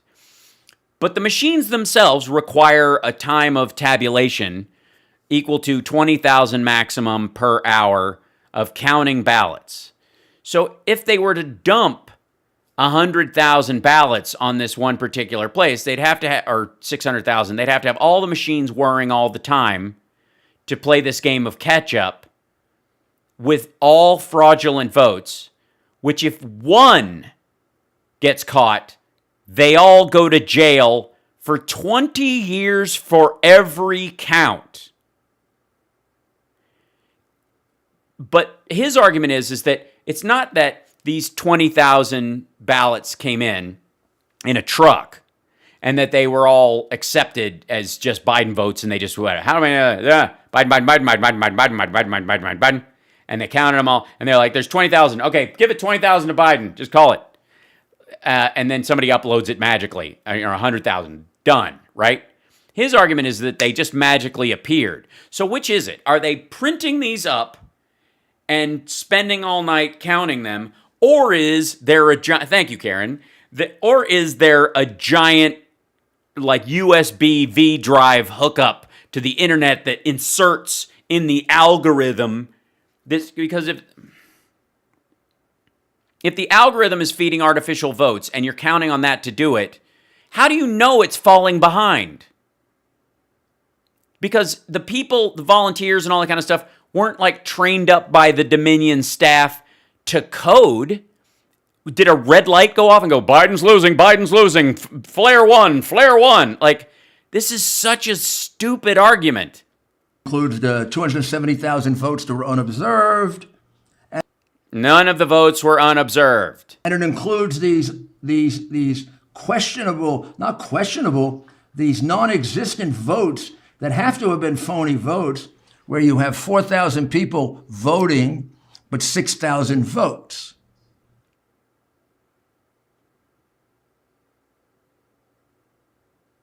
$2,000 people voted early by mail or in person. 4,000 voted on the day.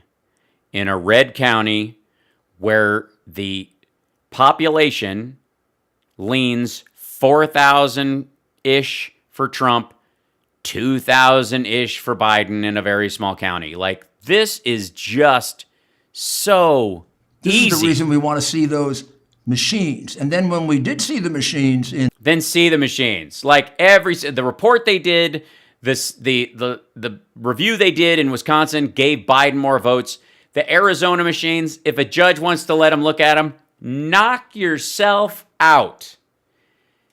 Here's what's not going to happen. Ask for the same review of the Kentucky machines. Ask for it. Insist upon it. Do you think the Republicans are going to go, whoa, wait a second. In Michigan, over the great objection of the dishonest officials of Michigan, because they don't want you to look at these machines in the worst way, because it's going to prove what crooks they are. No, they don't want a private party acting on behalf of one of the campaigns to be left alone with thumb drives and ballot and counting machines unobserved. We found that 82% of the ballots that went into that machine didn't get registered immediately. Yeah, that's why they rerun them until they are. If you run the stack of, can I mine? So ballot counting machine. By district, number of ballots. How many ballots you putting in? 50? These are all registered. They've got UPC symbols on all of them that track them to the voter. So the voter can check on an app and see if their vote was counted. Not just if it left the envelope, but if it's actually counted. So there's a little UPC symbol on all of them. 50 of them go in. Rejection rate of whatever because it's got to read them again. Send them back through. Send them back through again. Send them back through. All 50 have shown up. You ever do one of those things where you have to add your fingerprint to a phone? Anybody ever do that? You stick your fingerprint on it? Does your fingerprint change every time you touch it? No. You start changing the position on it so it can be sure that it sees your entire fingerprint. It's an election. The counting matters.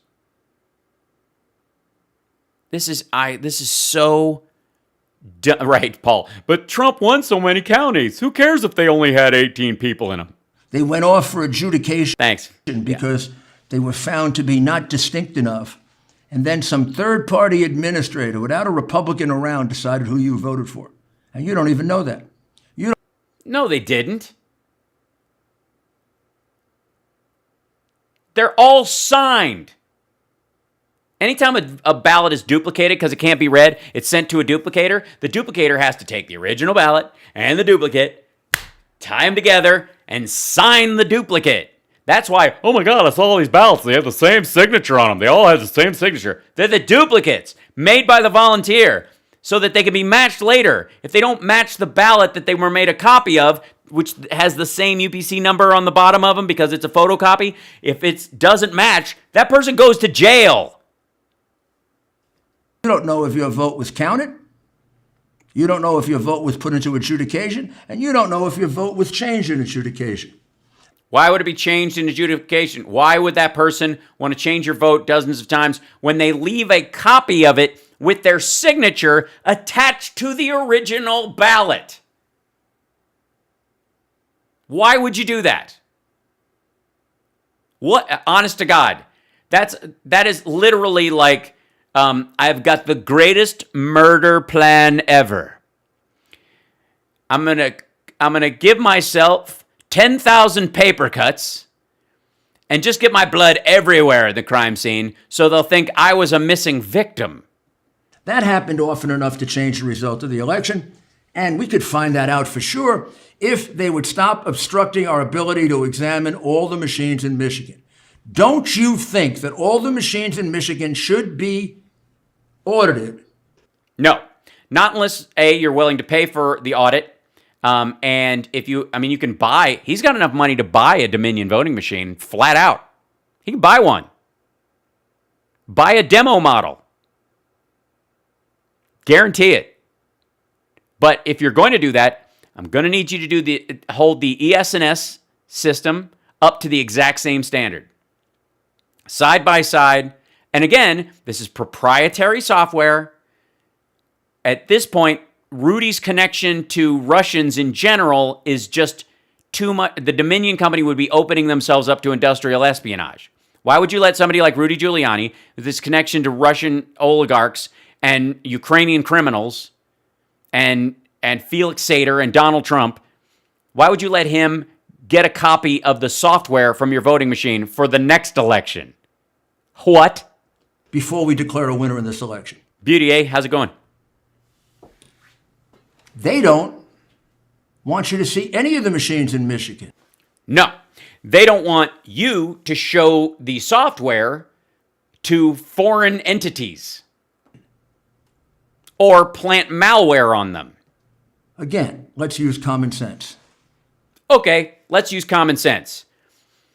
Millions upon millions upon millions of votes cast were fake, even though they tie to actual registrations.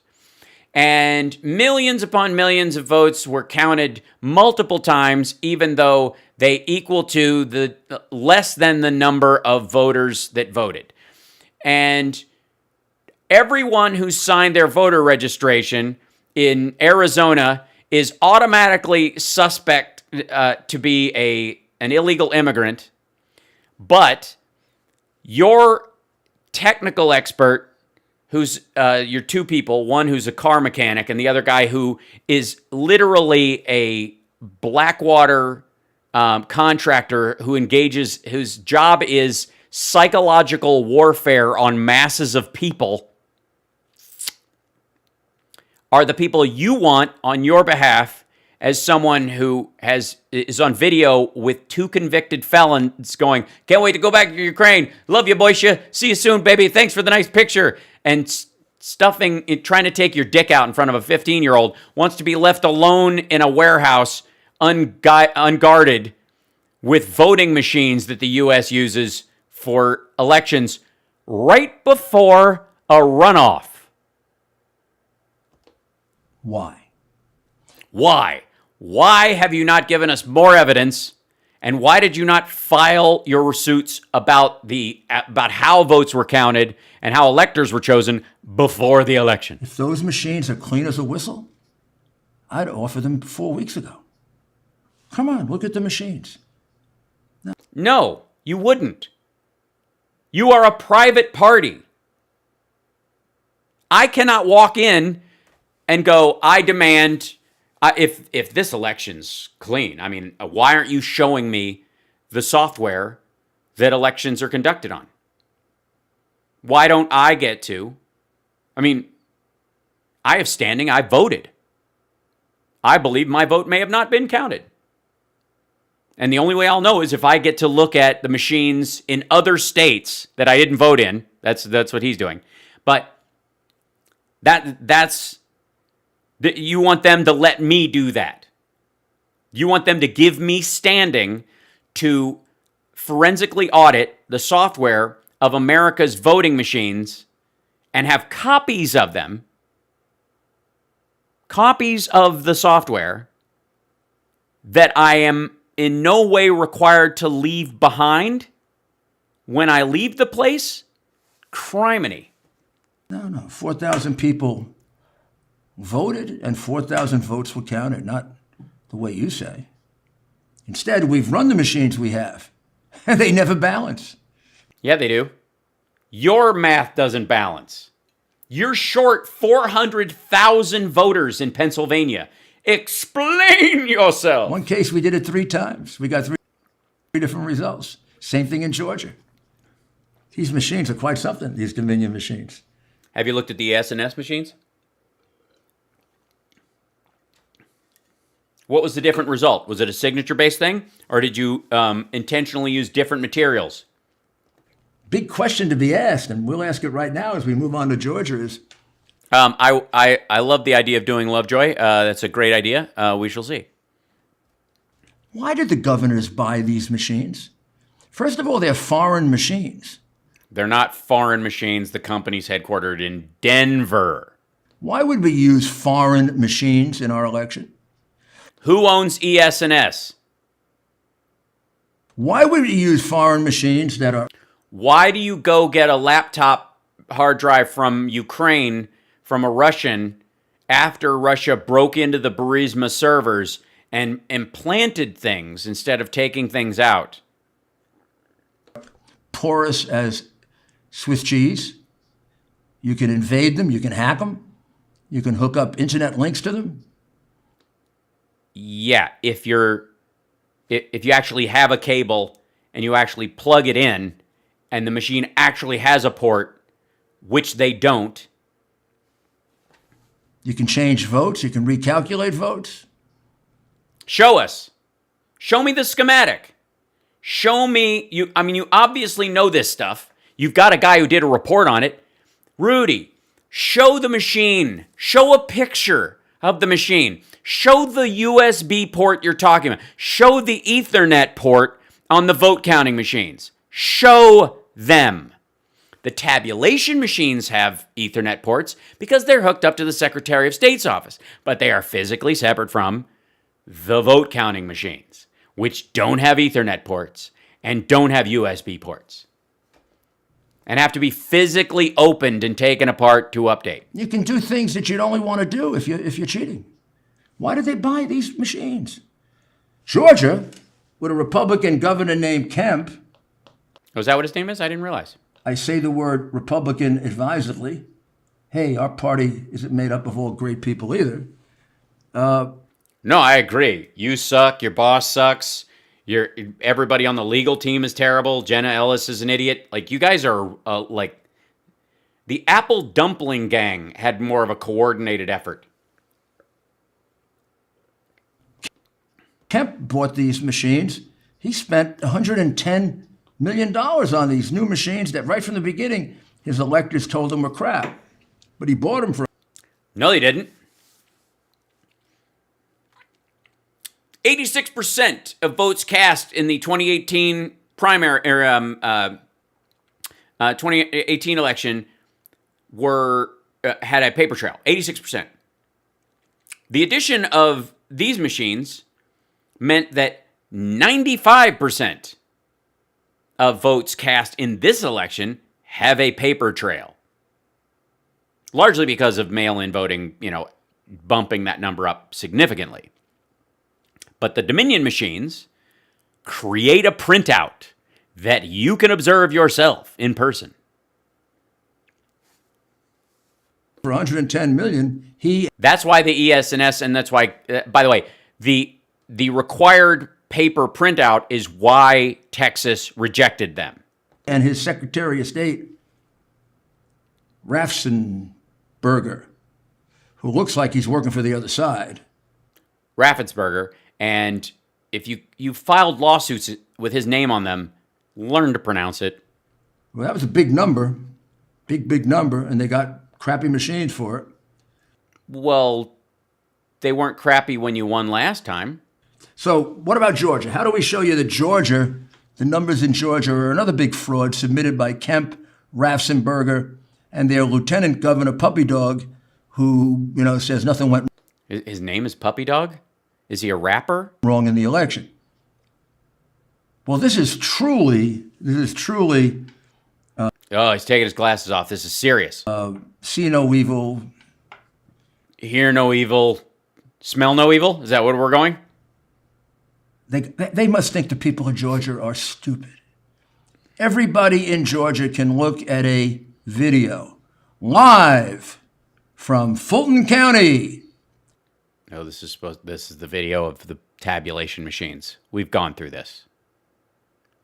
I love when Rudy acts like no one has seen the evidence and no one will look at it. Especially since you and I, on this show, watched all of it. We watched it twice. We watched the raw footage, and we watched the woman on his team who was volunteering but not acting as a lawyer, even though she's a lawyer because her law firm wouldn't allow it because she'd lose her job, who walked us through it, and the whole it's 14 hours long, but we've only had it for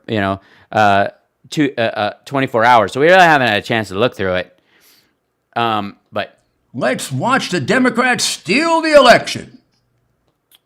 Well, the assumption is that A, stealing is going on, and B, that those are Democrats, and C, that it added votes to Biden.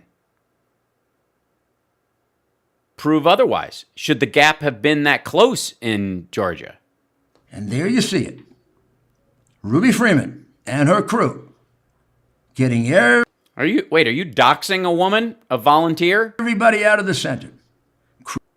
On camera, tabulating votes, uploading them to the Secretary of State, copying the ballots they had to copy before they went home. Creating a false story that there was a water main break. That was in the morning. Wasn't related at all to the timing. Again, this is public record. This part, I understand, if parts of your story fall apart, just jettison them and never come back.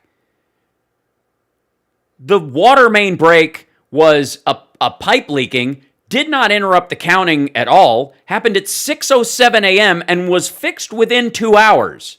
This had nothing to do with the night before shutting down the counting until they could start in the morning, which was the law and the rule. No water main break. They get No, there wasn't. everybody out. They wait. They check. They didn't wait.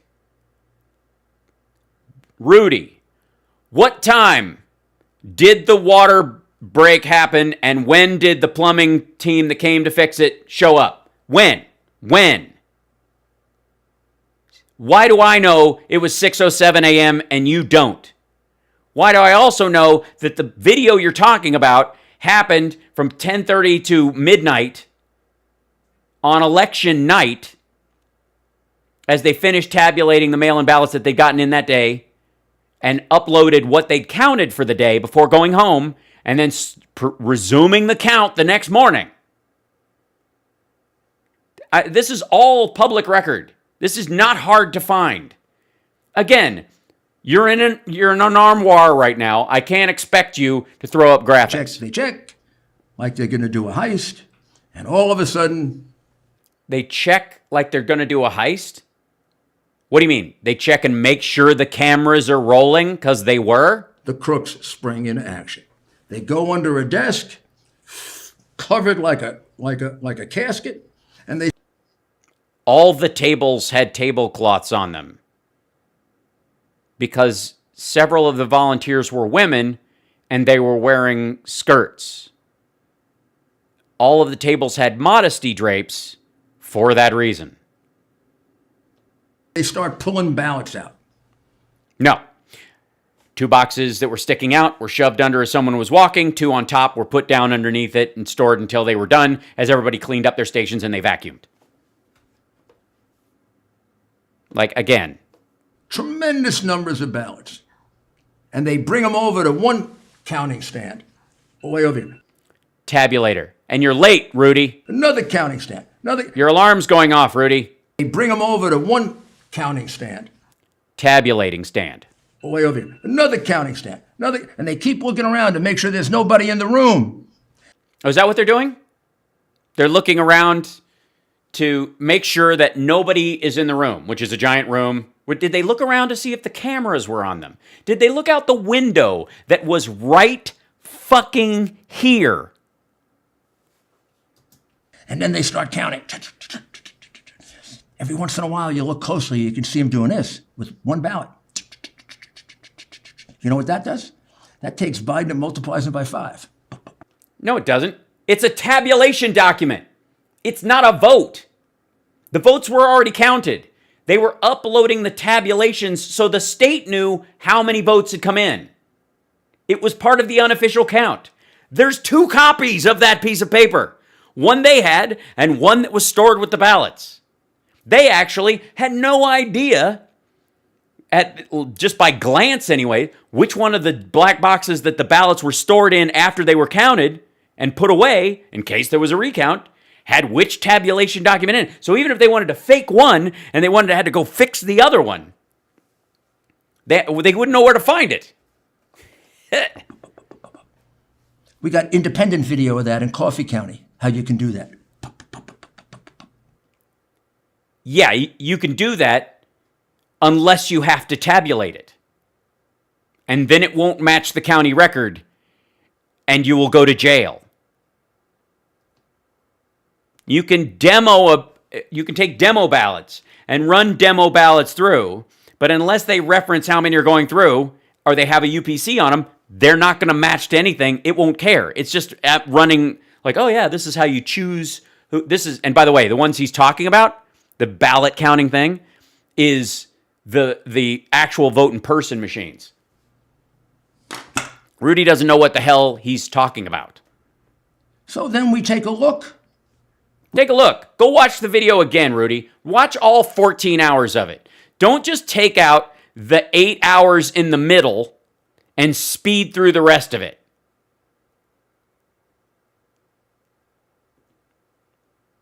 Won't happen. With our experts, what could they have gotten away I'm sorry, experts? with there?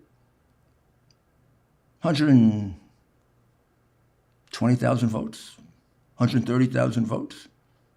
Oh, they counted 20,000, 18 to 20,000 every hour on the voting machines, which were, by the way, covered in dust covers and shut off and separate from the tabulation machines. Something like about 2,000 for Trump. Biden won by 10,000 votes. Dishonest number, Governor Kemp. Submitting a false statement to the United States government is a violation of 18 United States Code Section 1001. They apply it to everyone else. So, Rudy, you're going to go to jail then? Not just Republicans who possibly commit crimes in favor of Democrats. And what kind of Republican are you anyway, Kemp? Yeah! What are you? You allow the woman that you denied an honest shot at the governorship to lead you around by the nose? Letting our party get cheated? Letting black people vote? All throughout your state, Republican observers were pushed away? Shoved out, absolutely. I mean, granted, largely because there were too many of them. Not allowed to observe the ballots?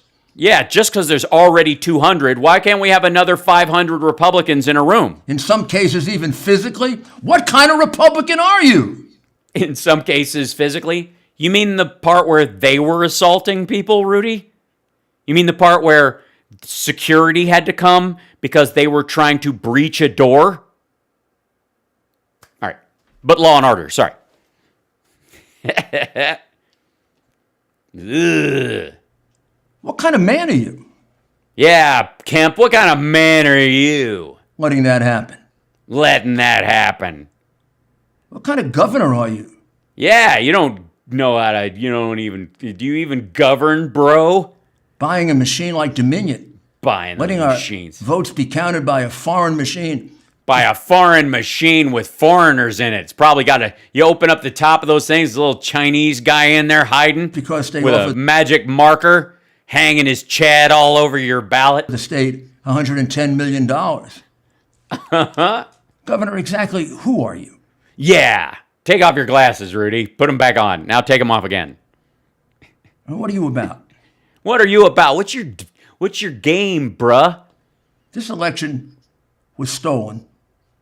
You know it.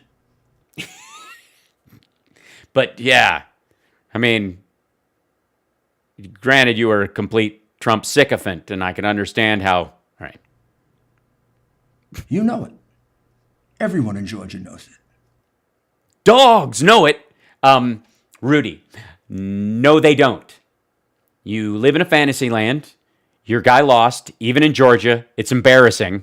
You're trying to fix it because you think it's within a margin where you can. You can't.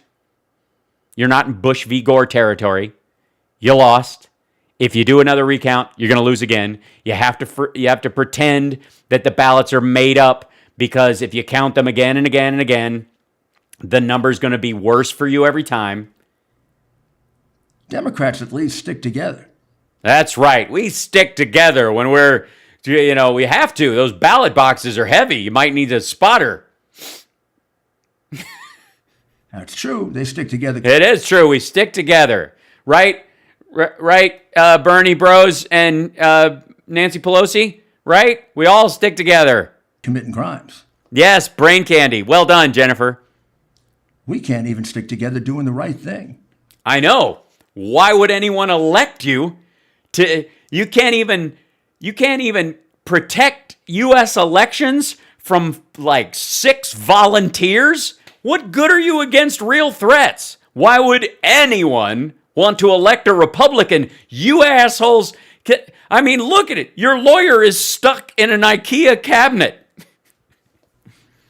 That's not even real birch. A shame. It is. It's a shame. It's a shame the Democrats stick together. You've really let down Georgia. Yeah, Georgia. I mean, next thing you'll tell me there aren't even really peach trees from there. You've embarrassed your state. You've put a cloud of dishonor on the state of Georgia. Fear not the moms. And the rest of Georgia should remove that. Remove the cloud, or all right. I don't have to go into the out-of-state voters.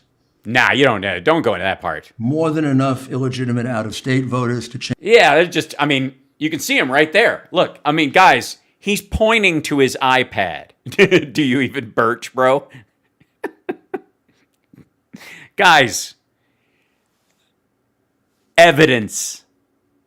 Can you not? I mean, look at this. Look at that. That's it. There she is. There you go. evidence, facts. He is pointing to his iPad with a first gen iPad pencil, but that shouldn't. It's an iPad. Guys, why are you even arguing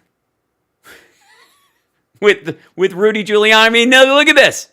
Change the result. The underage voters, the dead voters. Underage and dead. Dead kids were voting. The no verification of absentee ballots. That amounts to about 300,000 votes in Governor Kemp's crooked version of Georgia. Yeah, don't you see that? Guys, did you see what he just wrote? I mean, you saw that, right? I like to argue facts, and I can't argue with that fact. I mean, look at that. He's it might be a light bright. You might be right. He just playing tic-tac-toe. Look at that. Yeah, he just flicked Georgia like poof, done. And it's finally, right there. Wisconsin. Finally, now we're getting to Wisconsin. All right, finally. Okay, so let's see the graphics on Wisconsin. Maybe I'm just going to go out here, Rudy. You can take what's on this thing, this little your iPad, right? Take that, and see this big space right here on the wall. See this giant where you're leaning away as you one cheek sneak the crew. Put the graphics right there. Deep doom, deep doom, deep doom. All right. Right here. This is a good place for it. You could bump over the common sense. Just look at that. I mean, it doesn't even have to be big. And then you could post it later on your website, and people could go, oh, there's a real printout of the chart. Now I can just print it out and show it to my friends. Wisconsin is a very interesting situation of its own. Tell us. All the same kind of voter fraud in Wisconsin. Yeah, just basically. As in the other places, Republican being kept out to the tune of a couple 100,000 votes. Sure, yeah. I mean, out of state. Yeah, they've given up on Nevada. They're not going to try for it. All of that. Even some dead people. Oh, yeah. I mean, it's Wisconsin. I mean, come on. Of course it's dead people voting. I mean, probably less than most states, but some dead people. Yeah. I mean, on your dead people voting thing, it's not like in Florida territory. But Arizona has a different absentee law than anyone else. Arizona didn't buy into this mail-in ballot thing because it realized that mail-in ballots... Arizona? Arizona. It realized what was going to happen. It was going to be a tremendous amount of fraud. We have been warned of that for 50. In Arizona, wait, what state were we talking about? Hold on. 1,000 votes. And finally, Wisconsin. Wisconsin is All right. a very interesting situation of its own. It totally is. Wisconsin. We're finally Wisconsin. Please continue about Wisconsin. All Let's the hear. same kind of voter fraud in Wisconsin Yeah, as in other places. It's like Wisconsin. Being kept out to the tune of a couple 100,000. Kept out. They were probably all votes. pushed in the lake. They were buried under cheese curds. There was nothing they could do. State. Yeah. All of that. Even some dead people. Yeah, dead Probably less Wisconsin. than most states, but some dead Probably. people. Yeah. But Arizona has a different absentee law than anyone else. Arizona didn't buy into this mail-in ballot thing because it realized that mail-in ballots... It realized what was going to happen. It was going to be a tremendous amount of fraud. We have been warned of that for 50 years, that if we ever did it... 50 years, very worried in Wisconsin about the Arizona vote. All right. All right. The best people. Trump knows the best people. He hires the best people. He's always got the best people every time. Best people. These are the best people. Now, please continue telling us about Wisconsin. Wizona. The election to be overcome by... Again, not live. Could have edited it. Who on his team is going, Rudy, you said, dude, like you guys in the chat go, hey, you said AM meant PM. Thank you. I'll fix that. These assholes go, no, I actually meant AM. It meant this is a whole other day, edited day. Just like bury the lie in more lies. Nobody stops him and goes, what the fuck? What are you talking about? What do you mean? What do you mean Arizona? Where are you going? Fraud. Well, Jimmy Carter and James Baker turned out to be right. You mean before computers? As did. You mean before digital counting of? You mean before? You mean before 1991? You mean before dial-up? You mean they were concerned about mail-in voting right after stamps? Justice Souter and many other scholars who warned us it turned into a disaster and an election that has to be reversed. But won't be, but please continue. Wisconsin wouldn't change. And Wisconsin said, we're sticking with we're back in Wisconsin. Never mind. Arizona. our absentee ballot rule. Okay, tell me about this. I love this. You guys know me. I'm a big fan of how Wisconsin does its absentee voting. You can't argue with this. This is so good. So good. Here we go. Tell us about it. Right. We don't like absentee ballots. We don't trust absentty ballots. We think you should have enough interest to get up off your backside and go vote on Election Day. Even if there's a tornado or Red Dawn is happening. But if you want to do an absentee ballot, you're going to have to do it by the strict rules. And if you don't apply the strict rules, you don't get the presumption that we're going to go to extra lengths to honor the right to vote. We're going to throw your vote out. You know, like America. Because we have no way of verifying you. And you have too easy a job of taking advantage of us if we become totally. Let's hear it. Too lenient. Okay, so that's just that's the same. All right, so you have to, in Wisconsin, request an absentee ballot. Now, if at any time at all in the past you have requested one, you don't have to go through any kind of major hoops to request one this time. You just write it in and request one. They've already got you already in there. They also, I think my headphones died. Hold on one second. I will shift to another pair because I've started working on my system to try and create a situation where I've got extra ones. Look at that. So this is, I'll see if this happens. Good stuff. I think they're good. Let's see. All right. So Arizona says. All right. Maybe not. You should be able to hear them. All right. What are these? Make sure they're on. I got to make sure they're connected. Power on, connect. There we go. My bad. There we go. There we go. Now they're connected. Ta-da. Thanks, Jay. All right, Rudy. If you cast an absentee ballot. If you cast an absentee ballot, you damn well better be absent. Couple of things. It cannot be solicited. Can't solicit it. You can't ask somebody if they want to vote absentee. Someone can't come and ask you to do it. Nobody can come and ask you. Someone can't bring you the stuff to do it. Nobody can bring it to you. You have to crawl. ADA be damned. If you can't bring it upon yourself to drive yourself down, sure, it's a poll tax and it's against the Americans with Disabilities Act, but damn it, this is Wisconsin. Put on your cheese hat and crawl down there. You have to witness. You have to show that you want to vote that way. So therefore, you have to go out of your way to get the application. You have to request one. Then have to fill the application out, make out. By the way, you're going to love what Rudy doesn't understand about how Wisconsin does early voting. The rest of the other parts of the ballot, you got to fold it up, put it together, and you have to personally mail it in yourself. No one else can take it for you, either to the mailbox. Well, I'm not sure about the mailbox, but nobody. Yes, they can. They can take it to the clerk's office. You have to do that. And then they had to enforce that rule. They say when they count the absentee ballot, any absentee ballot without an application This is good. is discarded as a vote. No, it isn't. But wait, it gets good.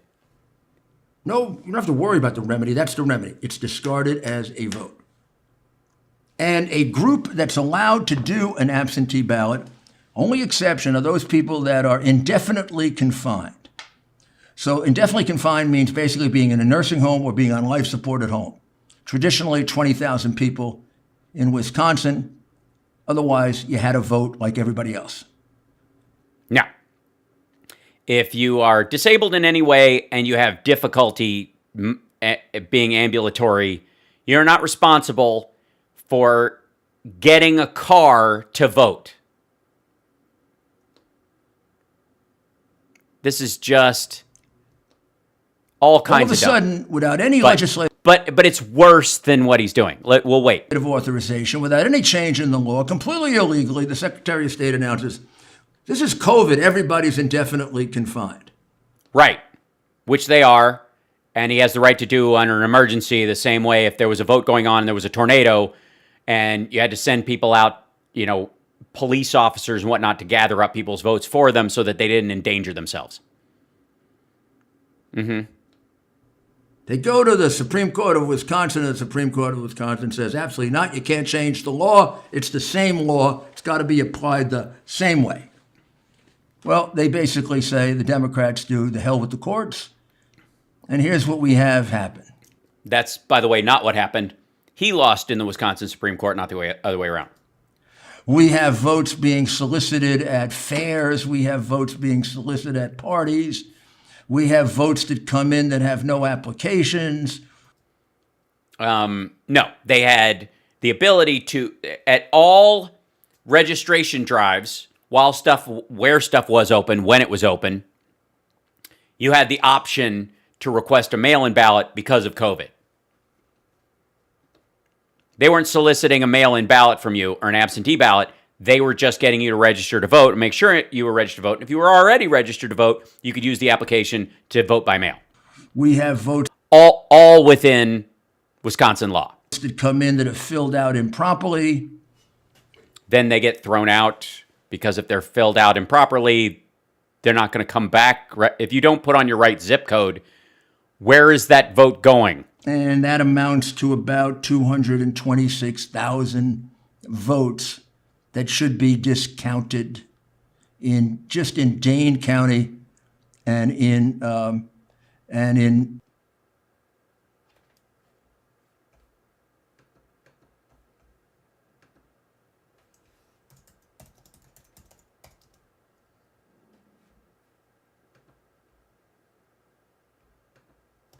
let's see.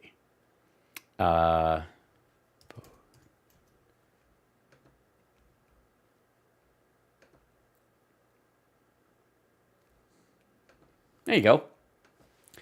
Here, you want to know what Rudy and all of his ilk hate about the voter turnout in Dane County? This is what they're mad about. That's what this is about. This is what scares the Republican Party. This is what screwed Trump ultimately. The volume. And the fact that people could vote without having to worry about waiting in line for 8 hours or being there and 3 or 4 of the machines not working and all that stuff. That's what they're pissed about. That's why Dane County makes them mad. 80% turnout in Dane County. 75% in Madison. By the way, these are also places that Rudy has said repeatedly over the course of his show had more turnout than voters. It's just, all right. We're almost done with this nonsense. Milwaukee County alone. That would be Milwaukee and Madison, Wisconsin. Yeah, basically. You mean the most populous parts of the states? Particularly people who claim to be indefinitely confined and for which we've now gone through the trouble of finding evidence that they were fully mobile. Oh, these fakers. These people, they're indefinitely confined during an indefinite situation where they might have comorbidities that might get them killed if they get COVID. They can walk. Who cares if they're being treated for cancer? Fully involved, working, playing, doing sports. In other Yeah, they were just too busy. words, true frauds. And that number, although not final yet because we haven't finished our investigation, that number will exceed the margin of error, or not the margin of error, the margin between Trump and Biden. And because they voted by mail, they have to be Biden voters. So I know what you've been told Yes, you do, because you've said it. about our fanciful, weird, strange theories of fraud. No, they're not fanciful and weird and strange. They're ignorant, convoluted, legal hogwash, materially used to defraud millions of voters. Cleanest election ever. Let me just review quickly to tell Yeah. you about Go back. the Finally, Wisconsin, Arizona, but let's go back. the best ever. Yeah. Pennsylvania, you remember the chart, the 600,000. Oh, yeah, I could never forget that chart. You guys remember the chart? You guys remember the chart? Such a good chart. I missed the chart. Can we go back and look at the chart? Rudy, put up the chart again. It was such a good chart. It's probably the greatest chart ever. Honestly. Chart. I'm sorry. Chart. I meant to say chart. My bad. Votes that came in the middle of the night. You also remember, I hope, that there are 870, Yeah, Rudy, you memorized it. Say it. 882,770 Yeah, it doesn't matter. Too many, obviously, it turns out. votes that were uninspected. And you also remember that there are some 400,000 to 700,000 more mail-in votes counted than ever printed. Okay. Which is the easiest verifiable lie you told about Pennsylvania, which you told so fervently and so joyously that one must conclude that you are either intellectually incapable of understanding numbers in any functional way, so that if you had to go number 2, you would unzip your fly and shit your pants. Or that you are selling lies for a lifetime grifter. So count out Pennsylvania. Yeah, just done. Yeah. Pennsylvania, certification wrong, that should be decertified, Yeah, I mean, that case is made, and it should baby. be certified by the state legislature, as they have the power to do, in favor of Donald Trump. Yeah, sure. Just do it. I mean, let's do it. Arizona has more Arizona, I'm sorry, Arizona or Wisconsin? I got to know which one I'm doing. non-citizens voting than Oh, yeah, it's all Mexicans. I mean, have you seen them? Ever since we got rid of that papers law, you're going to stop and frisk Mexicans anytime soon. Come on. I mean, anybody who's vaguely brown, anybody who lives in Arizona who's got less of a tan than I do, is clearly got to be a Mexican. I wouldn't even call him an immigrant, a spy for Mexico, voting for Joe Biden so that. and the margin of error between the two. The breakdown either by county or anywhere He's almost done, Kristen. This is almost over. I swear to God. else is about 80-20, Biden-Trump. That takes you way beyond the margin necessary to reverse the state from Biden to From Trump. Michigan, when you count the Antrim 82% adjudication rate, which means that the person doesn't get to make their own vote. Some administrator does, probably a Democrat.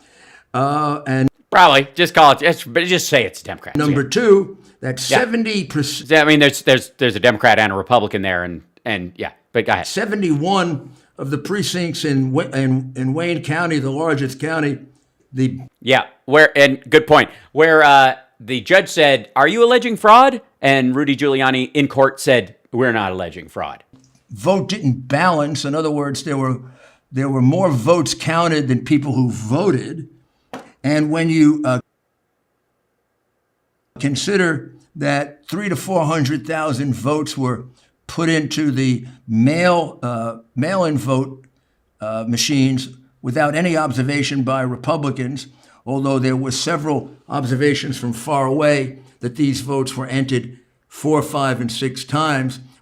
Well, then if you're far away, how do you know they're being entered 4, 5, and 6 times? Why wouldn't you recognize that the machine hadn't fully counted the stack, and until all of them are counted, that stack doesn't move on? Even your own witness said that's how it works. When you consider the dump of 100,000 votes, The dump. in the middle of the night, all for Biden, my goodness, my goodness, my goodness. Yeah. Basically, we exclaim unto the Lord, "My goodness, my goodness, my goodness, how could this happening be?" Number that Trump won Michigan by looks pretty much like the number we all went to bed on. Yeah. I mean, nothing happened after. Once you start counting the mail-in votes, basically the same, 50-50. On election night. About 120,000. Yeah, basically. Just like Yeah, just like if you don't count the mail-in votes everywhere else that are 80-20 Biden all the time. Pennsylvania looks like something like 300,000 to 400,000. Yeah, it does. Although, I don't want to do that math again. When you take out the illegal ballots. And when we get to Georgia, just look at the tape. That accounts for anywhere from... I did look at the tape. I watched the whole goddamn tape, Rudy. You didn't watch the whole goddamn tape. I did. I could count off to you where those boxes went. You stopped. Okay, god damn it. If anybody wants to go back and watch that, have at it. But literally the boxes you're talking about, they hid them under the table. We're sitting out. You could see them. They were the tabulation counting boxes. This is where you took the tabulation document, you put it in there when you were done doing a stack of ballots. Every 50 of them got a tabulation document. That stacked up over time. Then they would take them to the tabulation machines, the only machines that are hooked up to the internet, because they go to the governor's office and the Secretary of State's office, and they let the media know what the unofficial count is. And that's not even the official count, because later on, the tabulation has to go through an official tabulation. And that's where they take both documents, here's the stack and this, and we put them next to each other, make sure they overlap. Like, this is the stupidest. Watch the video 1,000 times, Rudy, and I know they're black, but that doesn't mean they're criminals. From 40 to 80,000. Like, that's where he and Trump always go. Just like, it is black people. Criminal justice reform. Votes. The number then, when we look at it was like 138,000 for Biden and 2,000 for Trump. Mm-hmm. Take those out of their numbers. Yeah, Trump. Just take them out. Just eliminate the votes of 178,000 people, 300,000 people every year. Yeah, just throw them out, because Trump didn't win enough mail-in votes in a red area where he told everyone, vote in person. And people in Georgia, Republicans, tried to vote twice. Half of the reason why a bunch of the mail-in votes for Trump didn't count was because his people voted by mail, and then they showed up on election day, and they spoiled their ballot. And when it tried to go through, it went, that one doesn't count. It's already been counted. Somebody voted in person. They went, okay, goes in a stack. We'll check those later. And when they checked them later, all these assholes had voted in person. And these proud women who wanted to vote on election day, but they'd already voted by mail. When did he do this video? God, this was 2 weeks ago? Georgia. Honestly. Oh, when did he do this video? Day before yesterday, on Christmas Eve. We want honest votes here. And then he released it yesterday. But I didn't do anything yesterday, so I was showing it today. And finally, Wisconsin, the indefinitely confined were not indefinitely confined. That's a fraudulent. Oh yeah? What's the definite end of COVID? How many people with comorbidities, because of their age, because of their health, because of having asthma, having a history of lung issues, even if they're active, have a concern about autoimmune disorders or any of those things, how many of those people have to die so they can vote just to prove that they really meant it? Fraudulent vote. Wisconsin's tough on these things. By the way, the one thing we forgot about Wisconsin, and I'll leave you with this because he's about to sign off. In Wisconsin, if you vote before the election, if you vote early in Wisconsin, that is called an absentee vote. That's the law. It's this old archaic way they have of doing it, where if you vote in Wisconsin and you show up in person, you're there. You're not absent. You're present. You're there. You show up. You show your ID. You have to show an ID to do it early. You have to go in and say, yes, I'm voting using my vote, but I'm not going to do it on election day, so I have to prove who I am. On election day, this is my electrical bill if you want to check who I am, but I voted this precinct all the time. You know me. You're a volunteer from the area. We know each other. I vote here every year. I vote here every 2 years. That's why, one of the reasons why you don't need voter ID for a lot of these things. But when you come in and vote early, the person in the county clerk's office might not know you. The person in who your poll watchers might know you. Go, oh, hey, Sam, how you doing? They know who you are. The person in the county clerk's office doesn't know who you are. So you walk up and you show them your ID. You go, hey, I want to vote early because I don't want to stand in line because of COVID. And now early voting is available, and I'm worried about the mail being slowed down. So I would like to come in and vote early. So they give you an absentee ballot because you will be absent on election day. That's how they do it. And in Wisconsin, you fill out your absentee ballot in the clerk's office in front of it. And now there is no record of a request for an absentee ballot because your absentee ballot was not requested to send through the mail. You requested it in person. So your being there physically is the application process. Hi, I'm here. I want to vote absentee. I can't be there on election day because I am concerned for my health. Here's my ID. I have the right to vote. I'm not going to vote again. Sign on the thing. Fill out my ballot. You vote right there. Now, you could take your absentee ballot from the clerk's office if you want to, because you'll get the envelope and everything. And you can go home, and you can fill it out, and you can mail it in. Or you can walk over to one of the booths, fill it out, bring it back, hand it in, and now there is no postal record of your absentee ballot being requested or returning in the mail. And Rudy Giuliani wants your vote not to count in Wisconsin because you didn't apply beforehand, even though you were present and you gave your reasons. You witnessed in person your reasons for not being absent on election day. You specifically made that case to a human being, not in writing, but to a person, showing your ID, filling out an affidavit to that effect by voting in that place. Yeah. They put you on a list, say this person voted early. There you go. You fill out your vote and you handed it in. And he's like, these weren't postmarked. They shouldn't be counted. That was their argument. They got kicked out of court for that one too. They came in and like, these people didn't request these. They didn't have to. They walked in person, and we call it absentee voting when you vote before election day because you'll be absent from voting day. There's a bunch of these absentee ballots, and they don't have any postmark on their return. Well, that's because the people walked in, received their absentee ballot, filled it out, and handed it to the person. Their vote counts. You don't get to disenfranchise someone for being a more interested voter.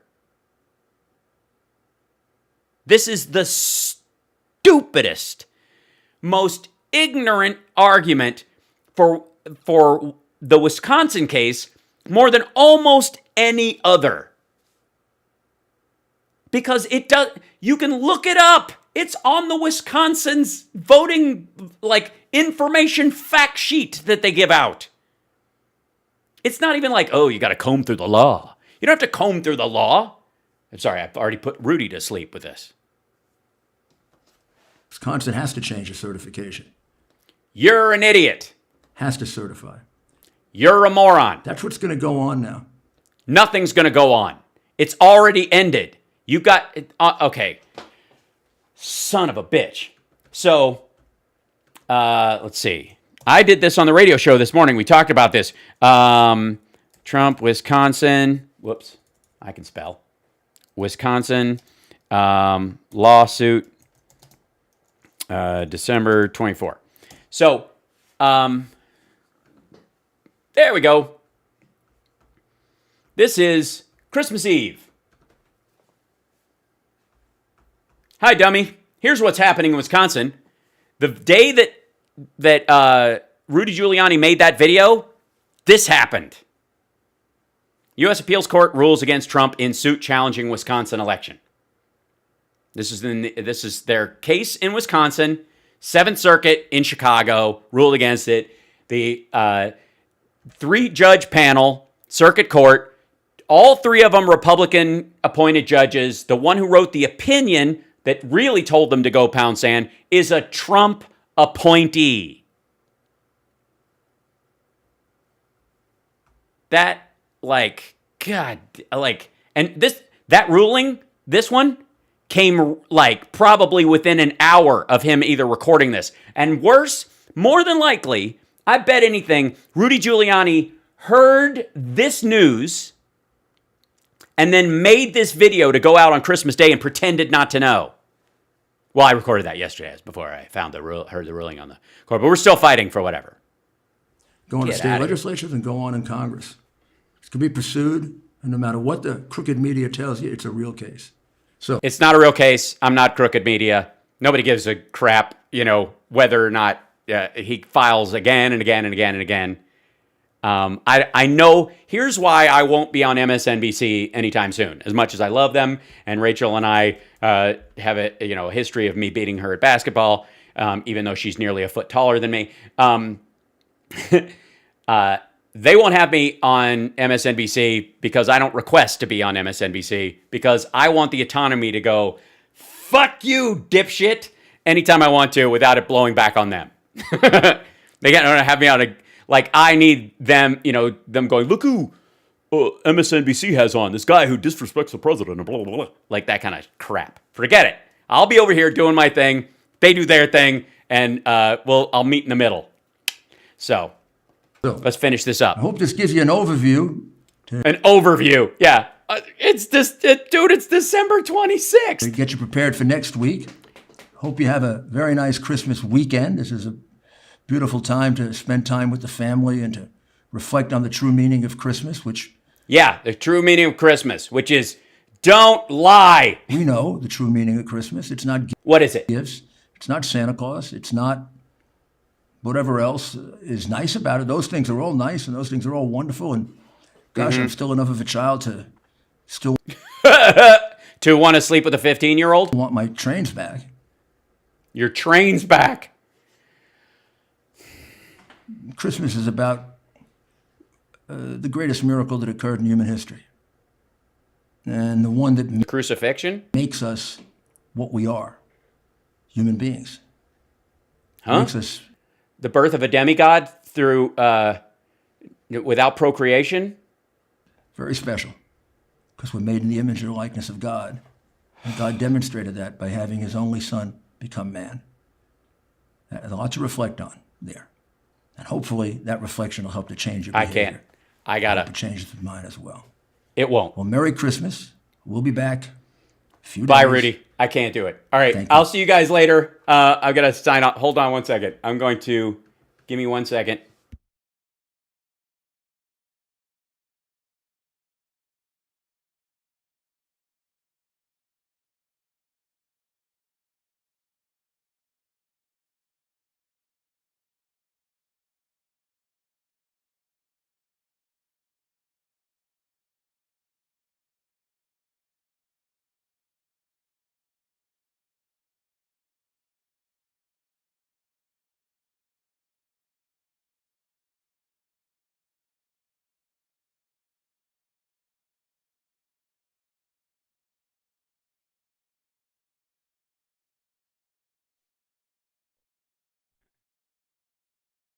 Sorry, we had, I was getting calls for dinner plans. Give me 1 second. Wait, there we go. All right, sorry, I'm back. I don't know why I have to. Yeah, it wasn't kitties, it was food this time. It's usually kitties or food, but yeah, there you go. Hold on. So. Thank you very much. Yeah, that was it. I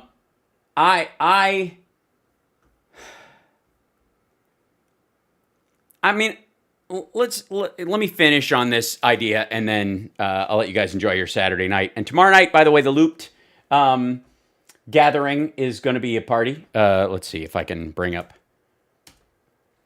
Let's see. Featured events. Da-da-da-da. There I am. Oh, that's nice. So tomorrow, look at this. Like, look at my short hair. How is it that I look younger and better after all this? It's kind of amazing. All right, that's a good sign. Tomorrow night, it's 4:00 my time tomorrow. I'm doing these one-on-one chats that are like cameos, but they're interpersonal as gifts and stuff. So it's on loopedlive.com, and I think Can't Stop Lions put the link up a couple of times. Yes, 6 Central. But it's for a couple of hours, so you don't have to do it exactly at that time. You can pick one, and then I'll, basically they just put them in a queue, and I can do all of them. It's just kind of a nice gift or whatever. No, I haven't, Sierra. I don't dare. I think it'll make me older. So that, yeah. Anyways, that's tomorrow. If anybody wants to partake, this is my first time using this service. I might be trying to port us over for the Sexy Liberal shows, wink, wink, to Looped to see if the behind the scenes stuff is better. They have a better, thanks, Can't Stop Lion. Yeah, so he just put the link in there for everybody. But like, this is kind of a better way of doing these things. And so it's just a private call. You keep the video footage, and we take a picture together, and there's a back and forth little short conversation as a gift for people or whatever. I'm hoping we can do, thanks, Sarah. I'm hoping we can do this system for the Sexy Liberal shows, because it's a better singular interaction for the meet and greet going forward. We'll see. I might do a stand-up thing, on Looped, and then do this kind of after that kind of stuff. So we'll see, but this is my first trying to, dive into it and see if it works. Yes, keep getting some sun, get some vitamin D. I need slightly more sun. This is true. But anyways, I'm buying a ticket. Do I need different software app? No, it's on the website. Once you do it, they'll do this like little link thing.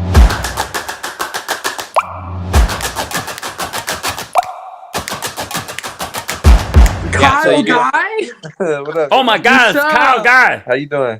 We live in SAC. Big fans. Oh, word? I wouldn't say that in public. You actually inspired me to write my first ever song, your music. Hey, what's your Instagram? Alright, look, screenshot this and post it and tag me. I'll follow you back. Alright, make it a screenshot.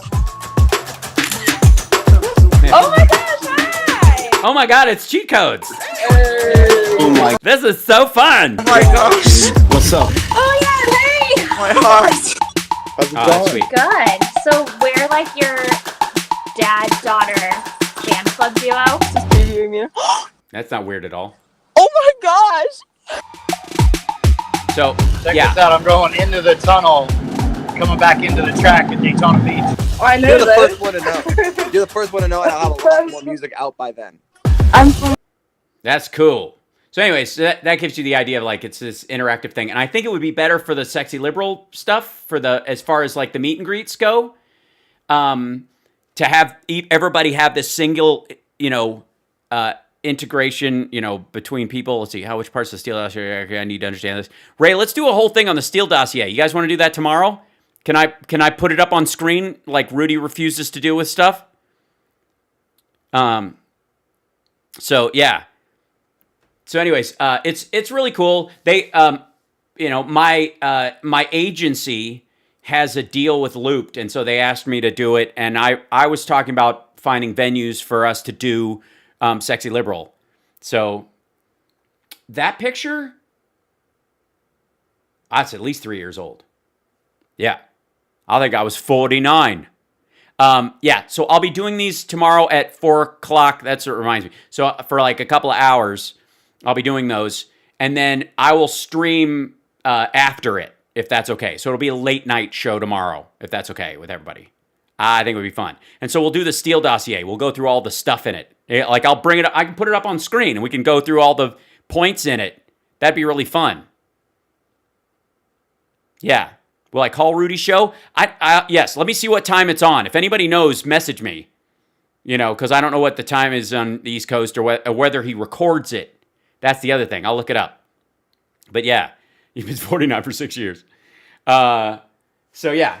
So anyway, so this is, that's, hey, how you doing? That's me, but with longer hair. It's like, that's like me crossed with Rick Springfield or something. You gotta love somebody.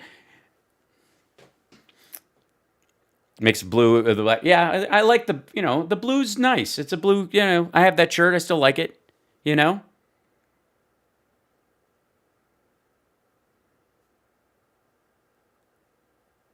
I remember, well, okay, I got to sign off. But there's a song, Souls by Rick Springfield, which I really love. It's off the Living in Oz album, which is, I love that album. The Living in Oz record is awesome. And there's a song in there called Souls, which was a single. It was a hit. And this is, there's a line in it. It was a radio hit. It was played on the radio. And it's kind of like, you ever have one of those Grease moments where you're watching the movie Grease and you're like, oh, shit, we did that musical in high school. Did we sing that? I didn't say that, did I? Well, I'm taking better care of myself now, even than then. I was fairly stressed out then, too, when I took that picture. So, that should teach you something. But there's a line in the song Souls where he goes, he held her tighter and tighter as he danced inside her. I was like, what was that line? What did he say? Rick Springfield came to play. He held her tighter and tighter as he danced inside her. Holy smokes. I mean, and that, as far as lyrics go, that's some sexy time. That's some sexy stuff. And that's Rick Springfield. Yeah, off his second major release album, Living in Oz, which is, I mean, I recommend it. It's one of those albums where you can hear it over and over, like you listen to the whole, there it is. Thanks, Can't Stop Lying. The song Allison on there is awesome. Johnny Million and I named our little project that we did, just he and I together, right after high school. We called ourselves Me and Johnny, named after the last song on that record. It looked like Dean Obadiah in that photo. Well, reason enough for me to keep my hair long, right? Rick's a very naughty fellow. He's great. We love Rick Springfield. There was a rumor in my middle school that he was my dad.